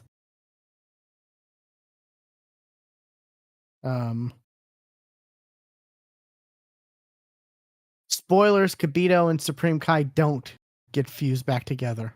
Oh, so at the end. my theory was wrong. I'm sorry. I'm sorry to spoil that, but that doesn't happen at the end. So that weird retcon exists still. And they even added others. There's been other weird retcons they've added. I heard that there was another one. Oh, and I did hear that Super Saiyan 4. Yeah. That happened. Yeah. They could have made it like, oh, it's a demon world thing or demon realm thing, or oh, it's because something happens to it, something happens and then he transforms to it. But then they're just like, oh no. Later there's a conversation between him and Vegeta where he's like, oh yeah, after Boo, the hard fight with Boo, I was training and yeah, I discovered this form. It's like, it's very weird because they just make it it's just like, oh yeah, just a casual thing. I just casually discovered Super Saiyan 4 and just, whatever. But I wasn't using it, until this certain thing happened for whatever reason. Like, it's, I don't want to give anything away, but it's just like very, very, the pacing's very weird and confusing. And it's like the fights are like, they make this like this big thing where it's like, oh, the demon realm Dragon Balls are guarded by 3 different, Tamagotchis or whatever. It's something. Yeah. It's something similar to that. But and then it's like, oh, they defeated it in one episode, less than one episode, type of thing. Like, where it's like, we joke about like, oh, taking 3 episodes to power up, in Dragon Ball Z, whatever. But like, we want that stuff. Like, we want the epic battles. We make fun of it, but we like it. Yeah, exactly. It's like, we don't want, oh yeah, just he beat him in less than, he beat a 10-minute fight, And oh, how dare whoever wrote this article. I saw an article, the headline was like, Daima gave us the coolest Kamehameha wave. Bullshit, it did. I'm sorry. There's 2 Kamehameha waves I say are the coolest. One-armed Gohan. And Father with son. his with his crippled arm, and the other one that I would say is the one where he's fighting the fused, the Khalifa, Oh, and he does oh, the like grinding, like this Tony Hawk yeah, grind with the Kamehameha. Yeah, yeah. that was cool. Okay. That was that. I remember that moment came out. I was like, "Holy shit! Did he just like Tony Hawk grind with the Kamehameha wave? Their beam? Like what?" Yeah, but yeah, that and the Gohan one armed against Cell, like Of course, of course. those two, I would say were like the best. Yeah, but yeah, it's just like it's just I don't think I like Daima. I really don't, and I'm kind of disappointed. I have a Yeah, feeling that this is going to be, taken the same way that GT is. yeah, It didn't actually happen, exactly. Hopefully, or oh, it happened, but it just in its own universe. and it has Super Saiyan 4 in common. Yeah, so it's just kind of funny. Yeah. He goes Super Saiyan 4 as a kid.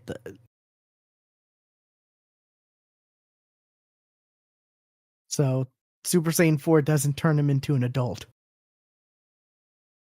as it did in GT. Uh-huh. Um, but yeah, like it's That's just also another thing it has in common. Turn Goku into a kid. well, it turned all of them into kids. Yeah, in Right. But this. not but Yeah, but but it has GT in common. It turned Goku into a kid. yeah. So, And what's weird is the Vegeta Super Saiyan 3, which I'm like, okay, cool. That's awesome. I like that. I like that we see that. It was always weird that he never, he just went, he was just, I guess, never went Super Saiyan 3. But his hair's like way shorter than Goku or Gotenks' Super Saiyan 3 forms. weird.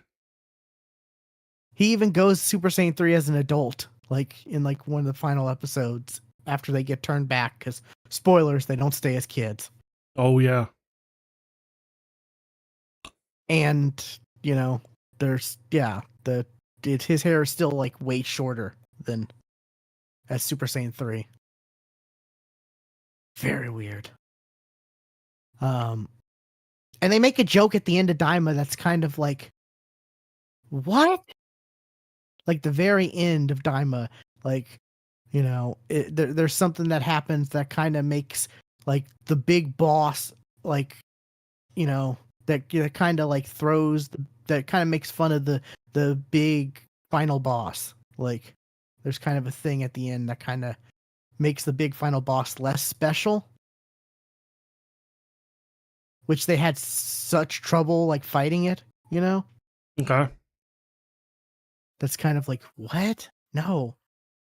And also like the fact that they all turn to kids, but yet, and we don't get the one who is the strongest as a kid, Gohan, also upsets me.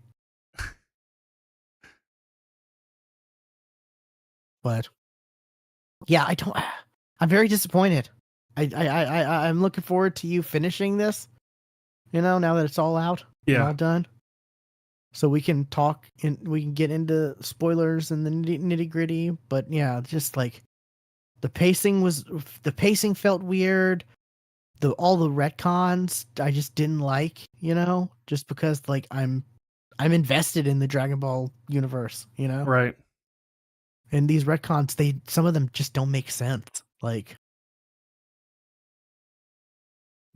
just oh I give more wishes they're because they're regulars. Because they're regulars, yeah.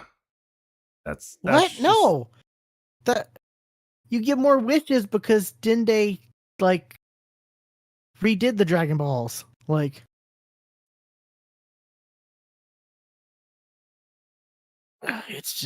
yeah. There's a lot of those, and there's more of those that pop up too. And there's really cool stuff that they alluded to that they alluded to some cool stuff that was going to happen, never did.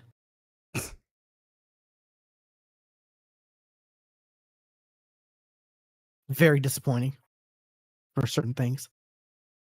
So, yeah, it's I think I'll just watch the dub and not the sub. yeah. I kind of wish I could have done that too. You know, I wish I would have waited, but you know, I'm a huge Dragon Ball fan, so like it's the one that I have to like. I can't wait on the dub for. You know, Right. I did that with Super too, like Well, that's because because the Super like just it took was too a damn year and a long. half. Took too Yeah, damn long. it You was a had year and a half difference. you had no option. Yeah. So, but yeah, it's upsetting. You know, I'm really surprised. Like I thought going into it with the premise that like okay, it's not what I wanted. It's not continuation of Super, but you know, maybe it'll be still be fun. You know, maybe there will be some cool stuff that, you know, oh, their powers or act differently, you know, like, oh, maybe, maybe Super Saiyan, you know, like, not that I knew Super Saiyan 4 was going to happen, but like maybe something like that would happen in the demon realm that can only happen in the demon realm, you Sure. know? And that's why it's not referenced in Super or anything like that, you know? Maybe we'll get Sure. some cool stuff like, but no, it was just like, oh yeah, I had that after Boo. After Boo happened, I went training and got that form. It's like, what? Ugh, there's a lot of retcons. Just like, then why'd you never use it in Super? You know, against Beerus when he was asking for Super Saiyan gods. Like, Right. You only went 3. Why not 4? exactly. But yeah, it was definitely a letdown as a fan, and the fact that it was like the last thing Akira Toriyama actually worked on was kind of like, I wonder how much he actually worked on it. You know, I feel like not much. right? The manga came back. Oh, it did. I think it's a one. I think it's a special. I think I saw it's a Trunk special. Not like future Trunk special, but like teenage Trunks. Interesting. It's a special with him or whatever.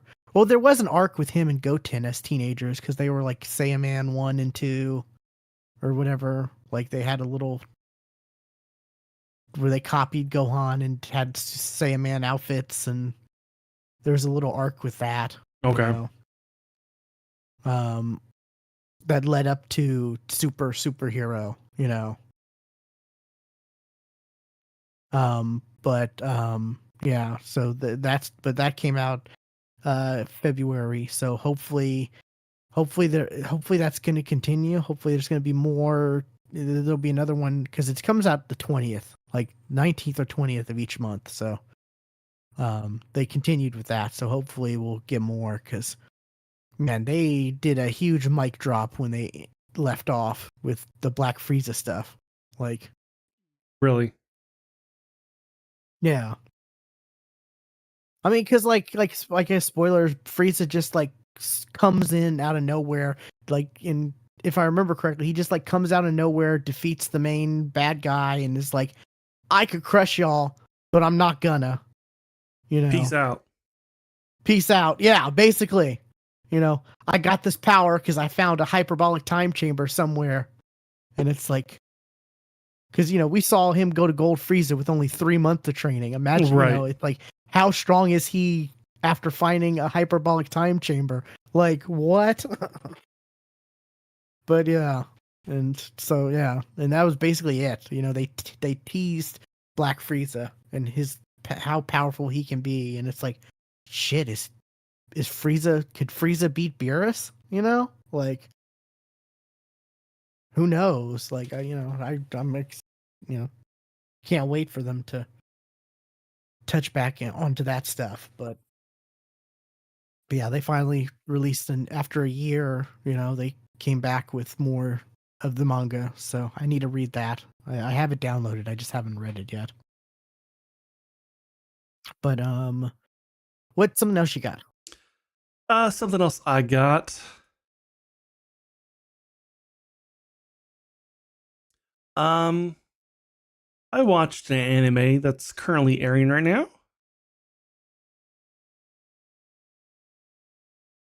Called Even Given the Worthless Appraiser Skill, I'm Actually the Strongest.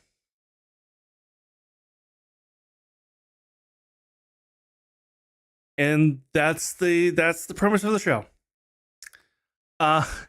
It reminds me a lot of Arietta.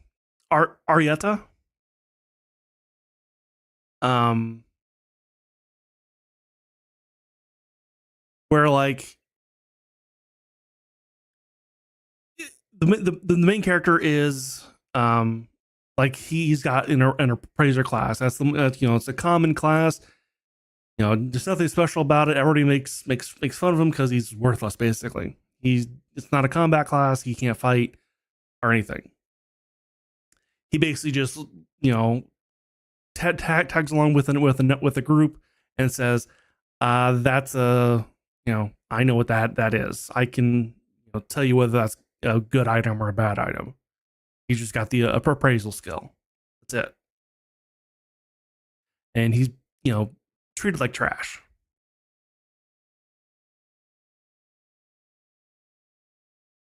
So much so that when shit gets bad, he gets used as bait while everybody else runs away. Okay. But he ends up falling down, basically saying, I'm not going to get eaten by these monsters. I'm going to, end up my own way and jump down this hole. And then he ends up getting saved by the world tree that happens to be at the bottom of the hole. Because, trees live at bottom, grow in the bottom of holes.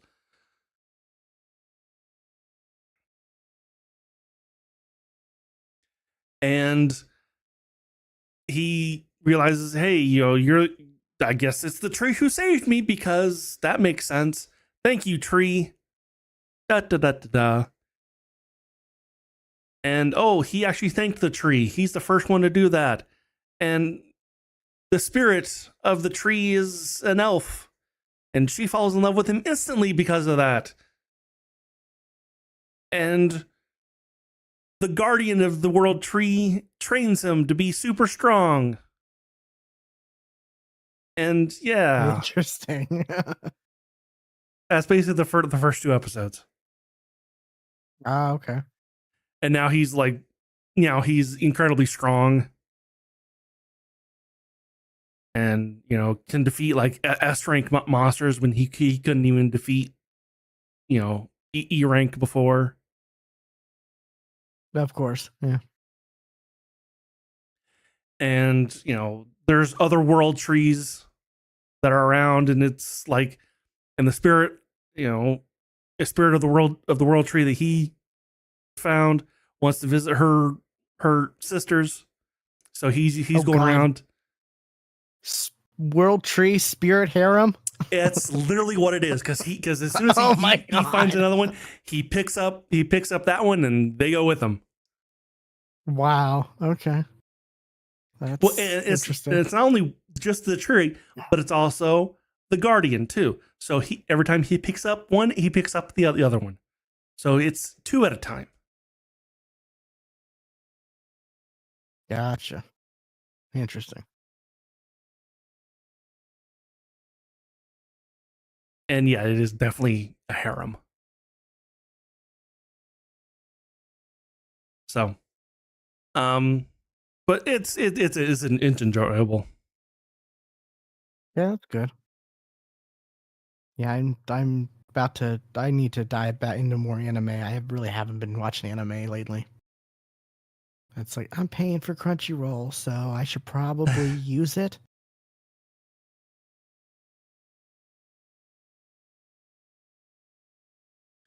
And unfortunately, this one's not dubbed yet. It could be dubbed later, but it is not dubbed. It's all sub. Oh, that's upsetting.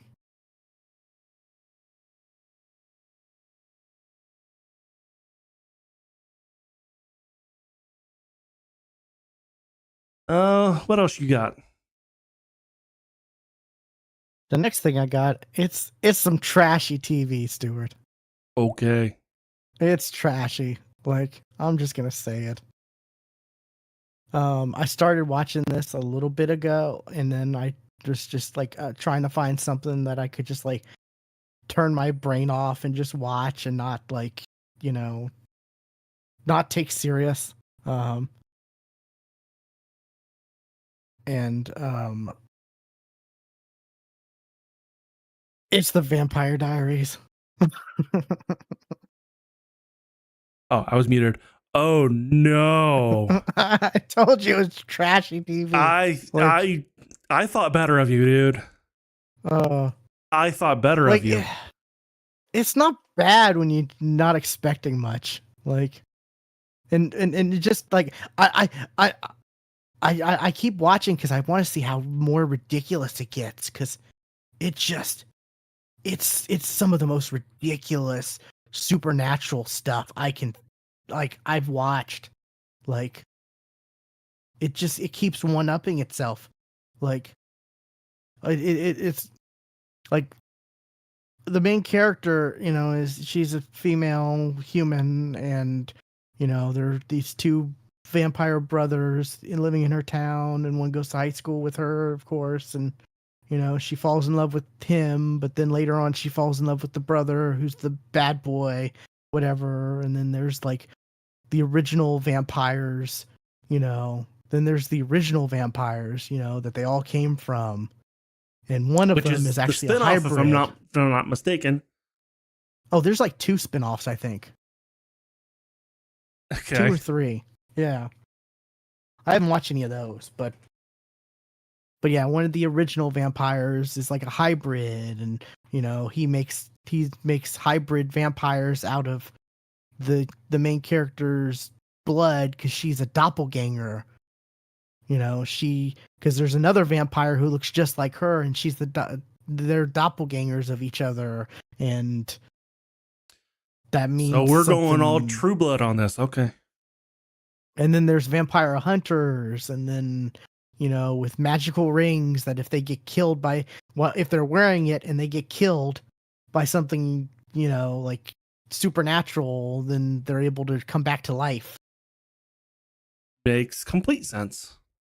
And oh, but then there's this other world, or there's like the afterlife for all the supernaturals later on, that they find out that there's another creature who wants to like open it up, or who wants to destroy it so that he can die and, you know, go back to, you know, and it's just, oh, it gets so ridiculous, Stuart. And then there ends up being more doppelgangers that you're like, oh, it's not just the one, it's other and it's like, oh my god, it gets ridiculous. It's just like, I'm at the point where I'm just watching just to see how more ridiculous it gets. Just shaking my head at you. Just shaking my head. It's so ridiculous. Oh, and it's like oh, but then there's a cult that, you know, that worships the one who wants to shut down the afterlife for the supernaturals, and you know, then there's the betrayed lover of the individual who wants to the immortal who wants to shut down the afterlife for the supernaturals, and with all, it's just like, it's more ridiculous than True Blood ever got. True Blood got really ridiculous. Like, it tops True Blood. It really does, as far as how ridiculous it gets. It's got the dude who plays Kirk in the new in this new Star Trek universe, in the TV universe. Oh, really? Yeah, the that guy, not the Oh, okay. dark haired, Yeah. but the lighter haired. Yeah, Yeah. he plays Kirk in the new Star Trek. I totally forgot. shows I or totally whatever. forgot that. Yeah. Um, I wonder how like from what from what I read from what I've seen, like the main chick, she like leaves the show in the final season. So it's like I wonder how that works out. Like having the main character of the show leave and having another or no, 2 seasons. I think there's 2 more seasons without her. It's like how does this work out? But yeah, it gets batshit ridiculous. And like I said, it's trashy TV. And Uh-huh. I'm not watching it expecting anything but trashy TV, you know? Just like something just to have on while I'm eating or while I'm on my phone watch or looking through other stuff, you know, just to have on in the background mostly, you know. And it's just it's so trashy. Like and see, I remember hearing from Michael Jones from Achievement Hunter talk about how he watched it and all this and that, and I had your same thought, like what Vampire Diaries, what like, but just like it's it's so bad it's good on how bad it is, like just to see how can they one up themselves with the ridiculous nature of it, and they somehow do. Like I'll take your word for it. I'm not gonna watch any of the spin-offs You because I say don't that really now. care.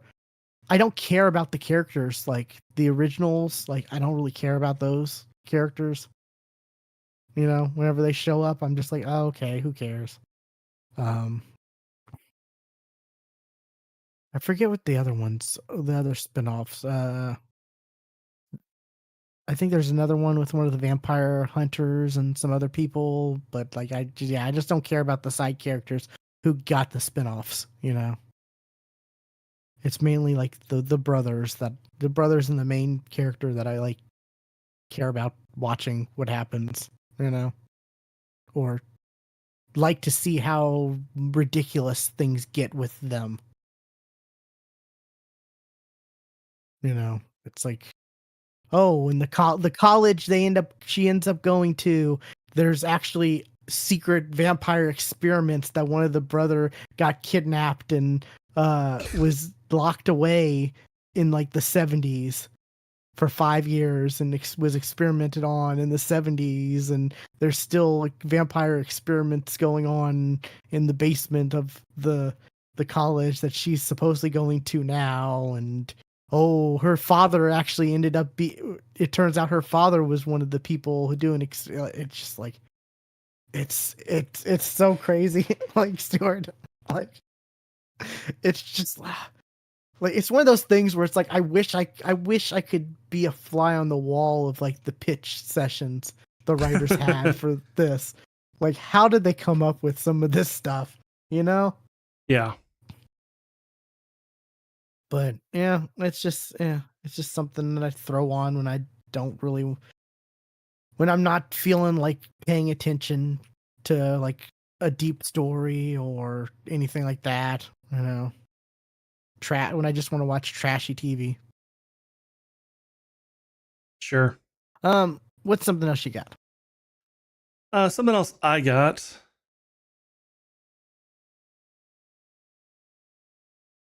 I watched, and I've only watched an episode of this, so I can't tell you much. The Red Ranger becomes an adventurer in another world, Oh, I'm waiting to watch this. and Yeah. this one is dubbed. It is being dubbed right now. There's only 5 episodes out dubbed, eight sub right now, and I've only seen the first episode,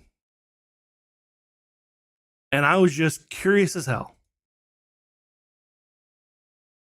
I mean, it sounds like it's perfect for us, you know? Like It's literally a Red Ranger from a Power Rangers group that they're The theme that they do is all about bonds, friendship, bonding together, and they were fighting against. Oh God, what is the name of the evil group? Oh, does it tell me? Oh, the evil organization was.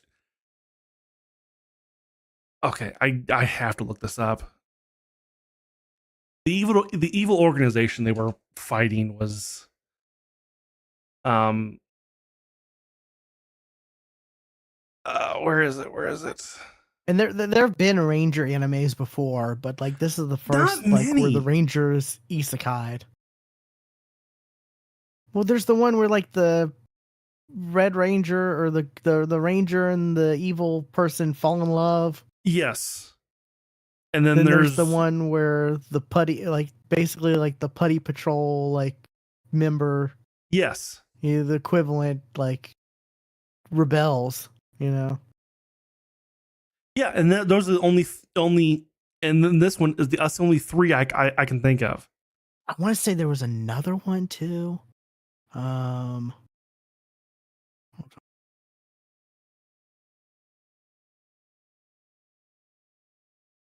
Oh, I wish I remembered the name, and I can't find because it's not really part of the story.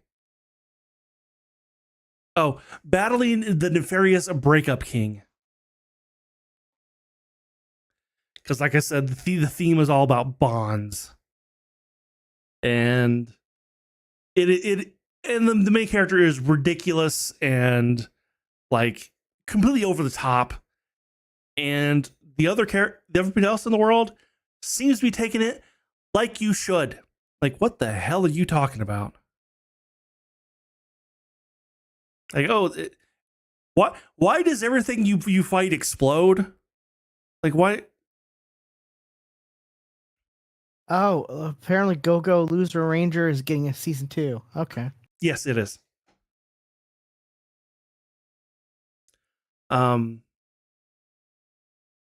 And like he can transform just like and he's got all of his abilities he had before in this new world. And he can even summon his Megazord. What? Which I'm like, why can you summon the others?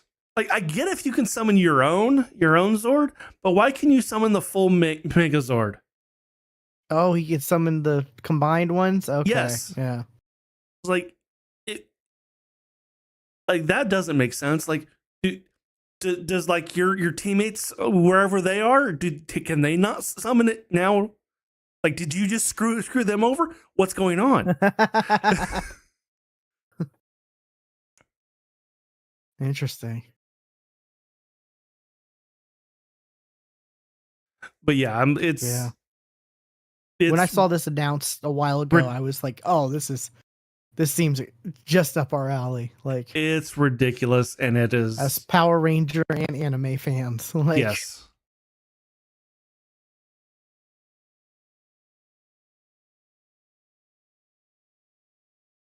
Yeah, I'm excited when this gets completed to watch it. Yeah. Looks good.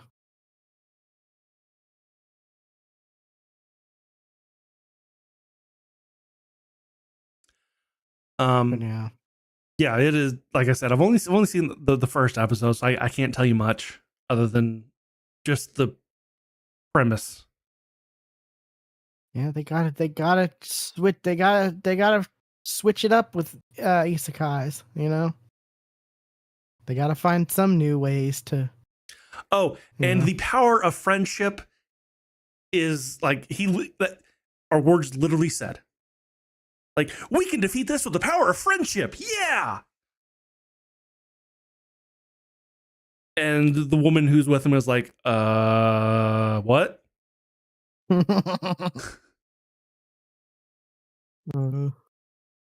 It looks so good. Just like the explode, like you said, they just blow up. Like, yeah.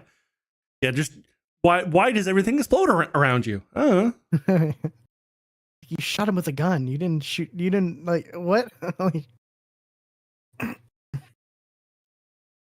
yeah, it looks good. And he of course does not hide that he's from another world. He's quite open with it. Oh, okay.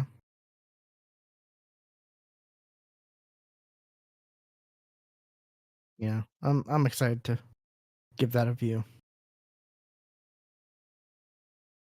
Yeah, I think you'll like it.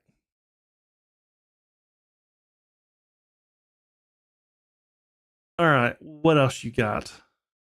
I got one final thing. I watched the first episode of Daredevil Born Again. Ah, I'm assuming it's good. Boy, it's dark. Well, Daredevil was dark. First episode. Like, stuff happens in this first episode that I'm like, wait, this is the first episode. How are you going to have this happen? You know? There's a couple things that happen in the first episode that I'm like, oh, okay. Okay. Interesting. You just jebaited us with the whole promoting and trailer and, like there's some stuff that happens that's just like, oh, okay. You made us think one thing and now it's something else. Okay.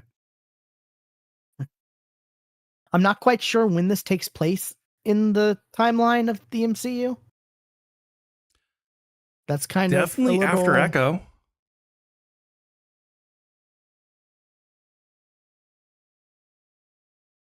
Yeah, but like, where does this take place as far as like She-Hulk too? Like, because just the way Matt is and the way things are, and it's a little confusing.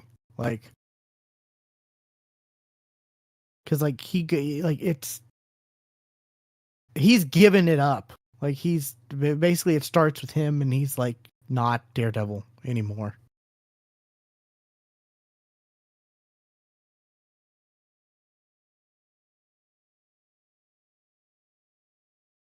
And it's just like, what? Huh? And then, I mean, he's Daredevil and he becomes Daredevil. He does Daredevil in the show in the first Well, episode. I kind of assumed that because the title is Born Again. So Yeah, but then something else happens, and then it's real confusing. Like, and the stuff with Kingpin is interesting and also a little confusing. It's like, did so nobody like, because I think there's a line where he's like, technically everything I did wasn't illegal or whatever, and it's like, no, you that's not true. You bashed a dude's head in. Like, you killed people. yeah, you did a lot of illegal stuff. Like, no technicals about it. Like, but it's good. The first two are out. They released the first two at once, so I'm gonna watch the second one probably this weekend. But yeah, it's interesting. It's upsetting because I'm not sure if you were following like the development behind this, but like they basically filmed an entire season, or like they basically filmed the show and then was like, oh, this isn't good. I did see that. Yeah, they were like, oh, this isn't good, and then they refilmed it. They refilmed this. Hey, good on them for realizing that. Right? Yeah. It was supposed to be 18 episodes for this season. That's which a lot. I remember when that was. I remember them announcing it, and it was like exciting because it was like, oh, 18 episodes, amazing, because they wanted to really like do world building and explore the world and touch on. But now because of all that, because they had to basically film it again. Mm-hmm. And with the whole strike and COVID and all that stuff, Right. it's just 9. They bumped it. They cut in half to 9. Hopefully it doesn't hurt the story. Yeah. Um, there are some time jumps in the first episode. I'll say that. Okay. So, however, and it's like, oh, okay, interesting. But it's good. It's got the main characters are back, and stuff happens, and I can't wait to talk to you about at least this first episode whenever you do watch it, because like I said, there's stuff that happens in this first episode that I'm like, wait, seriously? Like, because you thought the whole, like, they hype up certain things for the show and surrounding certain aspects, and then they just basically throw it away in the first episode, and I'm like, wait, what? Or as far as throwing away, as far as like major things happen, I'll say, Okay. without spoiling anything. But yeah, it's gonna be interesting, as we see the trailer, we got um John Bernthal is coming back as Punisher. Yes, We see in the he's in trailer, the and trailer, which is amazing. no, that's gonna be exciting. I still need to watch Punisher. I never watched it. It's good. Yeah, I know. It's just I never got around to watching it, like, for whatever reason. Um, but it's one of those things where it's like I keep meaning to, and there's just so much to watch. Like, I know. and now it's just like discovering lit RPG audiobooks hasn't helped any at all either. No, like, no, it really hasn't. but it's pretty good. It's very dark though. This first episode is super dark and sets a real. I mean, I wonder if if it's just if the whole show is gonna be this dark, or if it's gonna have its moments, But it starts out super dark, so um, there's a scene on the rooftop where I'm like, was this shot in their green screen room? Like, it kind of had that feel. You know Okay. about their green screen room, right? The Disney, volume, yeah. the 360, the 360 degree, like The volume, yeah. yeah. That they shoot like Mandalorian on and all kinds of other stuff. Yeah. There was a moment where like there was a section where I'm like, oh, that CG looks, that was CG and not practical effects, and that kind of looked bad. It's without giving away, it's a section where he like jumps on the, like he like swings from below on and lands on top of a roof, Okay. where it's like that wasn't done practically, and it was a little wonky, the look of it, where and typically I don't really like catch those type of things, like I'm not super critical when it comes to like CGI and stuff like that, like some people are, but that really had me like, ooh, this is probably done in that, in their green screen like room. Yeah, but it's good, and Charlie Cox is Daredevil. Like, You mean it's not? he's It's not Ben. Daredevil. You mean Ben Affleck isn't is it your Daredevil? Oh no, I mean, and him as Matt Murdock, he just has that swagger, that Matt Murdock man whore swagger. I mean, that's what Matt Murdock is. He's a man whore. Like, Yeah. he sleeps around in the comics. Yeah. and I even saw a TikTok interview where they were like, they were asking the cast, like, you think Daredevil's the biggest like slut in the in the MCU? And they were like, oh, definitely, definitely. but yeah, it's good. You know, I'm excited for more. It's for and it. I like that they released 2 and 1. You know, I was planning on watching the second one, but I had other stuff that I wanted to do. You know, but so far, first episode's an hour, second is 50 something minutes. So hopefully they're all like hour longs. You know, I'm sure. or around that hour long. Yeah. I'm sure.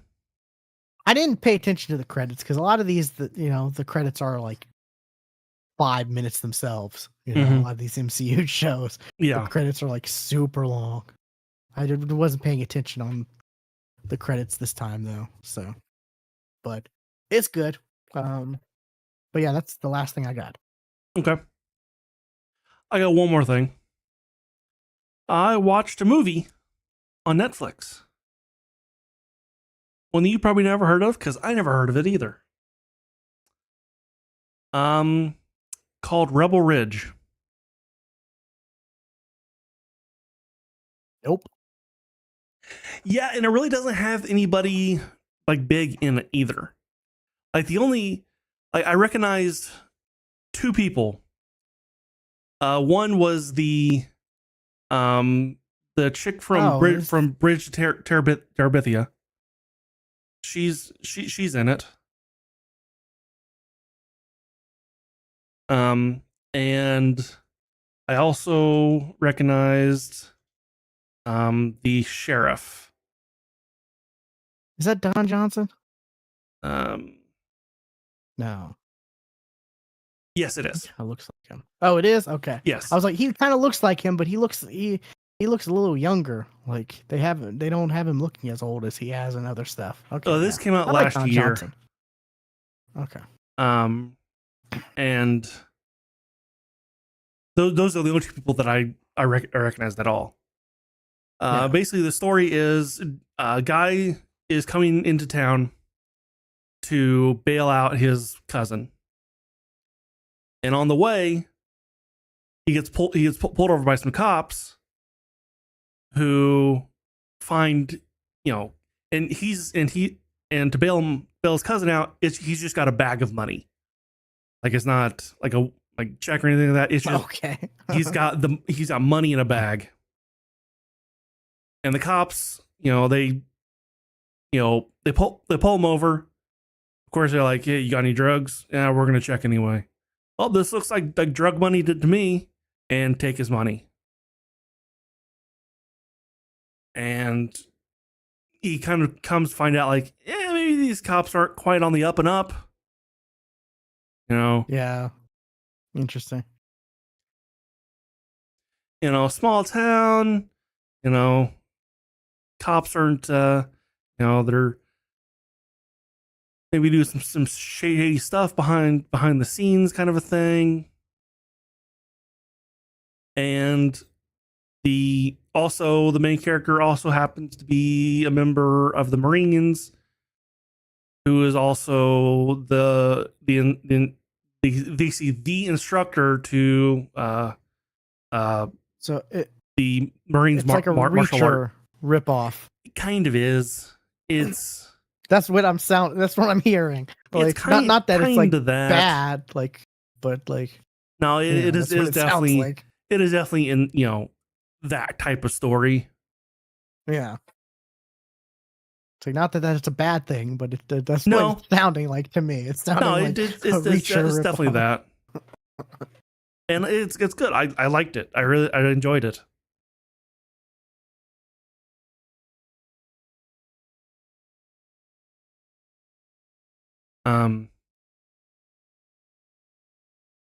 Yeah, there's not much else to say without, spoiling a lot of it. And I recommend, if you ever, when you ever get Netflix again, it's worth a watch, I think. They can stop increasing their prices so much. No. I know. I know. It's almost to the They point where just I'm like, I might drop Netflix now. right? Like they just had another one recently, right? Yeah. Yeah. Even the ad version, I think they increased the price of that. Like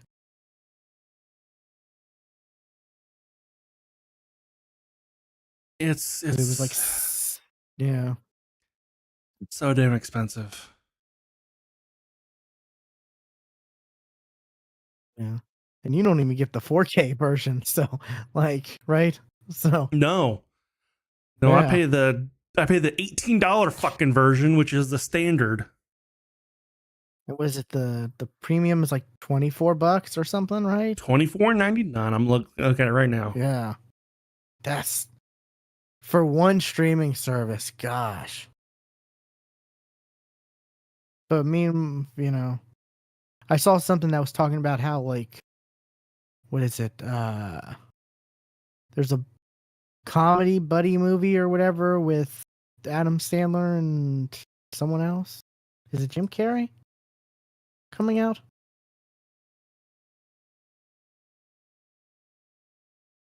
Um,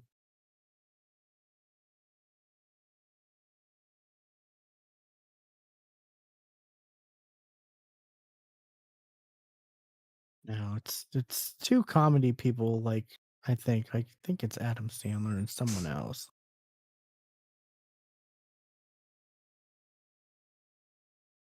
Spelled that wrong.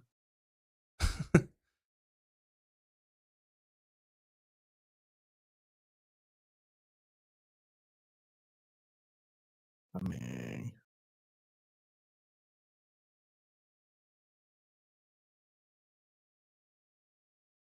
maybe it was a fake TikTok. Actually, Speaking of Power Rangers, Power Rangers is number 6 on Netflix, interesting. as in the movie, the last movie, Oh, why? because it was recently added, Oh, huh. as well as Dungeons and Dragons. Oh, nice. Anyways, yeah, I don't know. I maybe the TikTok I saw was fake news because it said something about like I don't want to say it was an Adam Sandler and some other famous comedy like Jim Carrey or someone, and the movie was going to cost like $800 million to make or something crazy like that. But yeah, Yeah, the I mean only they're paying Adam Sandler like just I think he gets like 50 million each movie he makes for Netflix, which sure. is crazy. But I don't know. I am looking forward to Happy Gilmore 2 though. I am curious on what they do. yeah, that'll be interesting for sure.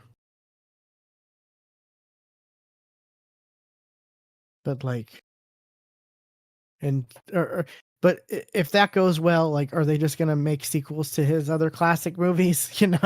Like, what's next? Billy Madison too. He's got to go back to school again. It didn't count that time. Yeah, Waterboy too. This time he's in the NFL. Oh God. I'm Uh, writing the movie for but you guys. Come on. I mean, I think he's a little too old to be in the NFL now. Like, maybe if this was 20 years ago, yeah, he could. We could get a Waterboy 2 where he goes to the NFL, but yeah, I don't know. It's just Netflix is just it's so expensive. I keep on like thinking, maybe I'll get a month of Netflix so I can watch. But then I'm just like, I don't know. Yeah, I just never think about it, just because like it's so pricey, and then it's like is there enough stuff on there that I really want to watch that I'm gonna like make an effort to go out of my way to watch, you know? And I then don't I'll know. neglect other stuff that I really want to watch. Like, At some point, Stranger Things is coming out. the rumor is that's gonna come out in October. That makes sense. First part in October, second part in November. I'll definitely pick up Netflix for that. I know that. Those kids are gonna be so old. I saw what's it called? God, have you seen Millie Bobby Brown? Like, Yeah. she's like a full-grown woman now. Like, she looks unrecognizable in some, in some of the like premiere, like, red carpet premiere stuff. She's gone too lately. But I saw it was like an interview press thing with her and Chris Pratt because they have a new movie coming out Yeah. where they were comparing like technology now and like when Chris Pratt grew up, and they were like, oh, selfie with the iPhone, and then we used to take selfies with the and he has a Polaroid, you know, and they take it and he's like, shake it like a Polaroid. You've heard of that, right? And she's like, no, and he's just like, you could see his soul just be crushed, like. And there's a couple other Oh, instances where you can walk around with this thing. It's called a Walkman. yeah, Oh, that. Oh, you saw that too? Yeah. I saw that clip. Yeah. But yeah, there was one where like it was a Polaroid, and she's like, "No, you've heard of that, right?" And she's like, "No." It's like, okay, I can understand not hearing about the Polaroid, like not knowing what a Polaroid is, but like you saying you've never heard "Shake It Like a Polaroid" is like just means you don't listen to good music, like. But yeah, you could some of those you could definitely see like he's just like, oh my god, this girl is way too young, like. And it's like they're supposed to play brother and sister, and it's like that's a huge age gap for brother and sister. Yeah, it is. Although I guess my dad, his sister was 18 years younger or older than him, so That's that's a a hell of huge an age age gap gap. there. Yeah, Like I thought the age gap between me and my sisters were big. I mean, that's 10 years.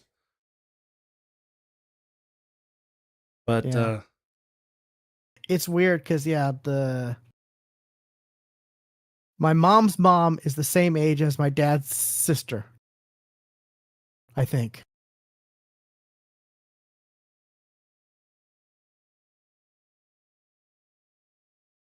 Because 18 years difference yeah. between my dad and his sister, so Yeah.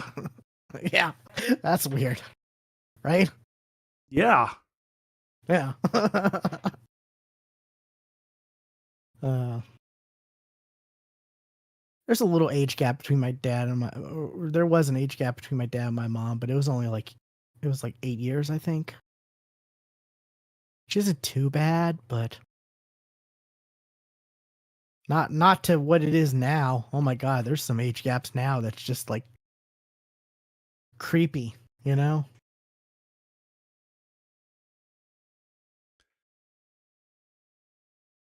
But yeah. Anyways, Anyway, that's it. uh, it, um, I guess we can wrap things up. Like I said, we start playing D&D again. Mm-hmm. And you're looking to do every other week, Every basically? other week for uh that we may have one back to back soon, Okay. because if we go every other week, then we have to skip 1 week because my grandma's birthday is on the 26th, so I'm going home that weekend, and that's the weekend we play. Okay. So for the next 2 weeks, not this coming week, Sunday, but the Sunday after that and the Sunday after that, we'll have a game. Yeah. Yeah, and it's just me as the player, the sole player right Yeah, now. and I got to like, get back in the swing of things. Like I was stumbling, yeah. bumbling a bit. But it's also like, it's like I guess it all depends on me as far as like the pace go, like how far I get in the campaign, because it's Really? just it's just my decision. Like, Yep. and it's a little like, it's like, oh, I don't get any time to think between like Nope. combat. Nope. Oh, I have to just go to one character after the other unless one of your characters is in between ours, like initiative wise. And boy, was it last week when we played, there were some issues with Foundry. We had some weird that stuff. I won't make a map that's that tight again. I think that was also an issue because I made a map that was where combat was happening in like a 1x1 space. But it's just like, what characters are just teleporting everywhere. Like what's going on? That would they were supposed to teleport, but not the way they were teleporting. Yeah.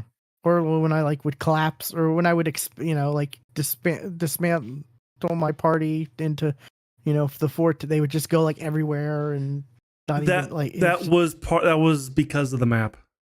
Anyway, that was fully because of the map, and it was they didn't know where to go. Gotcha. Yeah. Some interesting issues, but like I'm excited. It seems like an interesting,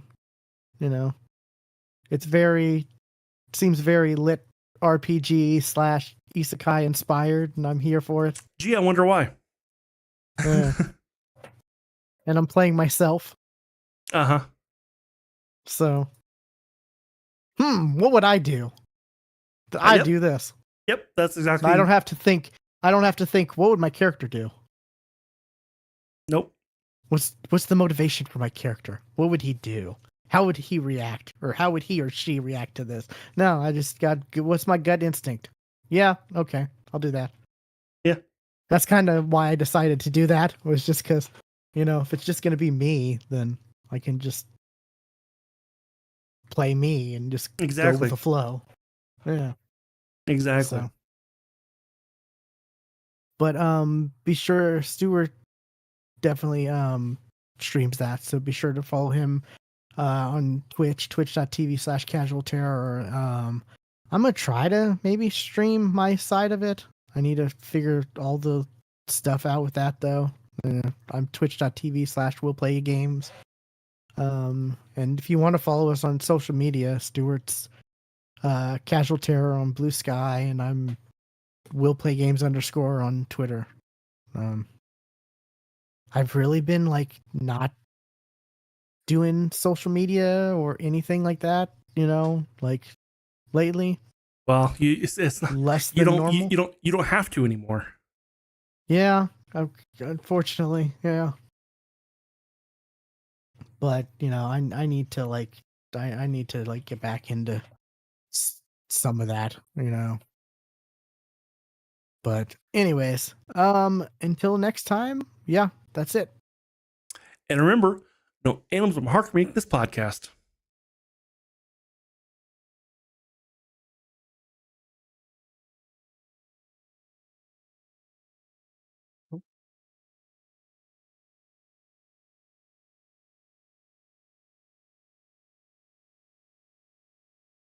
My dog almost fell out and got harmed. Yeah,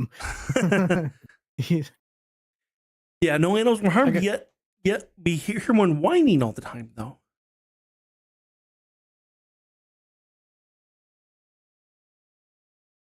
Yeah, I got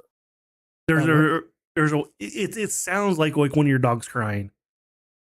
Oh, I don't know. Yeah, I have a little one who always wants attention. That's why I have a dog bed right here, so I could like pet him to, shut him up. It's okay though. I was hoping broadcast would like remove that, in video. It does until you start talking, Ah, gotcha. but it's fine. He's an attention whore. Like I said, that's why I have like a bar stool that's elevated up, with the doggy bed, so he can just be like right here next to me. His sister's not like that at all. She's Miss Independent.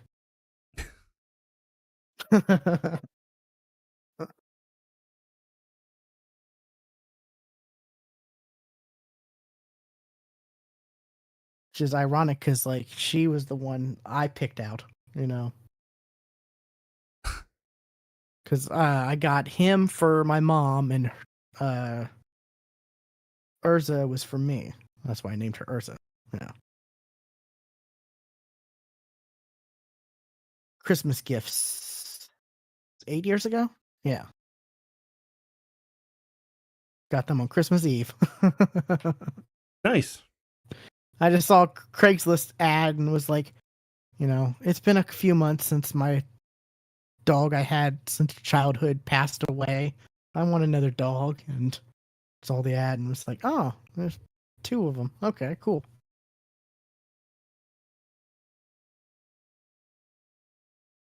Mm. Why are you? I have Disney Plus. Stop sending me. Oh, only $2.99 a month for Disney. No, I don't need that. I have Disney Plus already.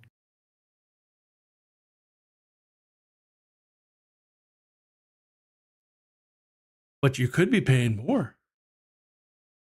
I could, but I'm not. I don't want to.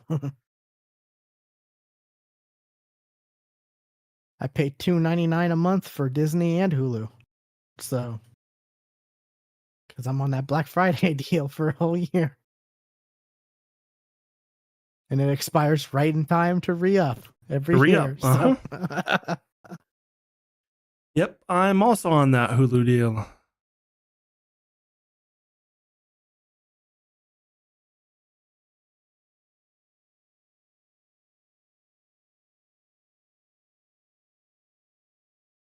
well, that reminds me, I need to watch some. There's some stuff on Hulu I need to watch. I need to watch that last episode of that uh uh Caitlin Olsen show.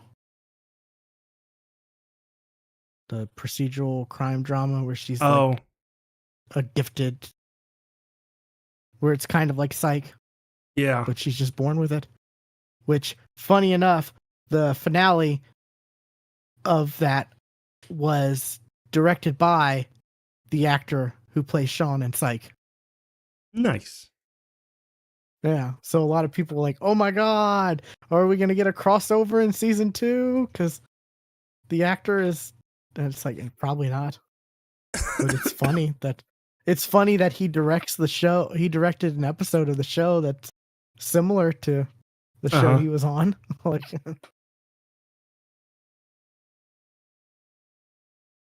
yeah, I was seeing that on TikTok. I was like, oh, that's funny.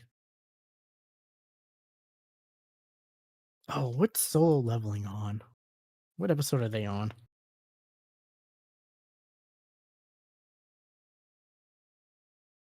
New episode comes out tomorrow. I got a lot of like the other day. I got a lot of like TikToks of him doing the Arise line. That skit where he. I just kept getting those like where it was like him, and then it was like ones where it was like someone animated it and put this, and it's just I was just like, why am I getting all these? Like, I've seen this already. Like, It's dubbed up to 19. 22 comes out tomorrow. but it starts on 13, right? Yes. Season 2. Okay. So they're on 9.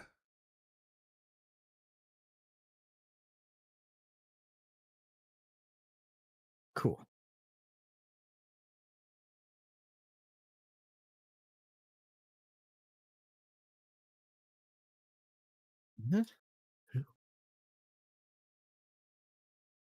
Top anime picks from J Balvin.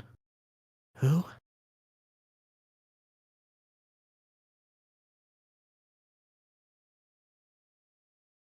A Colombian singer? What? Why is that a Crunchyroll category? Is that could be I haven't watched the dub of Soul Leveling, but there was a Colombian voice actor who did a voice. He's doing the voice in the English and the Spanish, and people hate it. At age 17, he moved to the United States of Oklahoma in New York. What? That's not.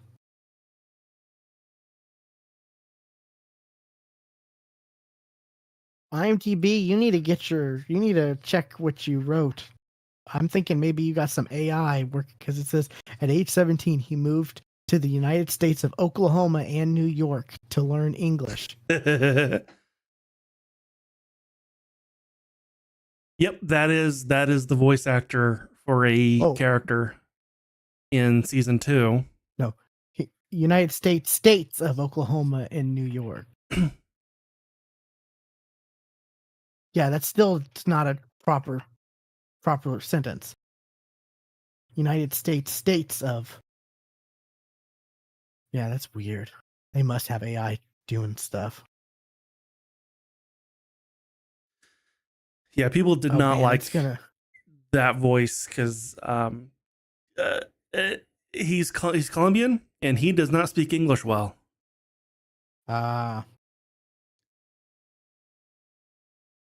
Oh man, it's gonna. Just wait, Stuart, for the outcry whenever some major publication has their AI when AI screws up for like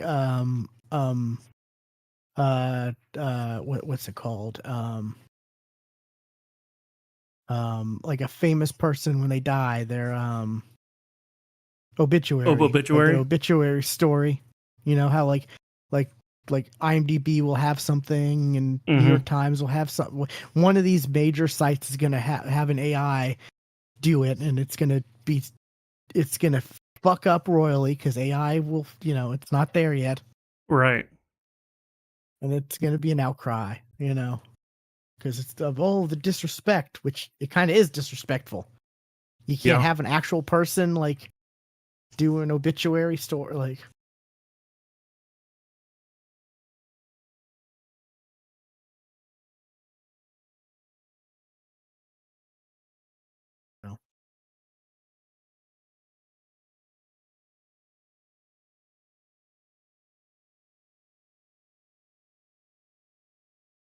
Very weird that, he gets his own top anime picks section. Especially when people are not liking him.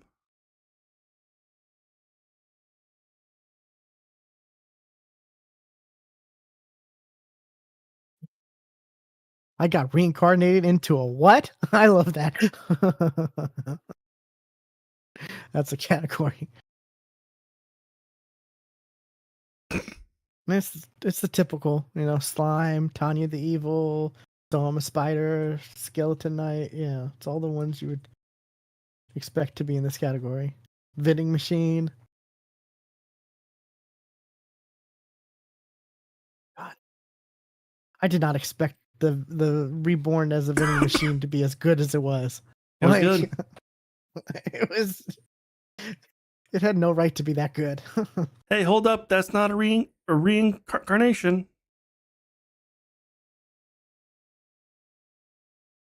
What? Which one's not? The greatest demon lord is reborn as a typical nobody. It's not I guess it is a reincarnation, not. I'm thinking just isekai. It's not Yeah. isekai. Same with the Misfit of the Demon King Academy.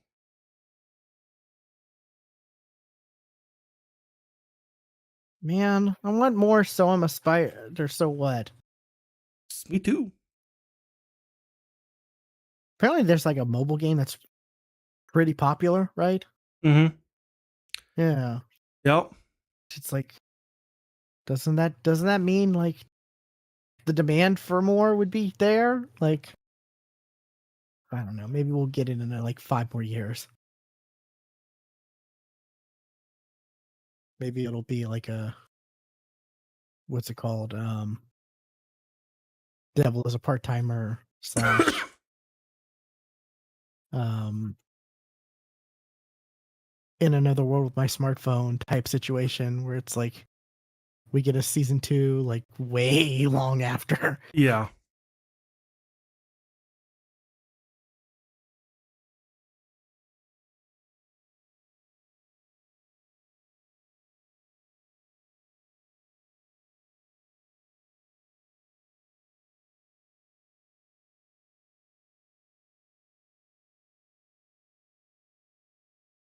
Alrighty, I'm get me something to eat. I'll talk Me to you too. later. Alrighty. And thank you all for watching. And yeah. See you next time. Bye, y'all.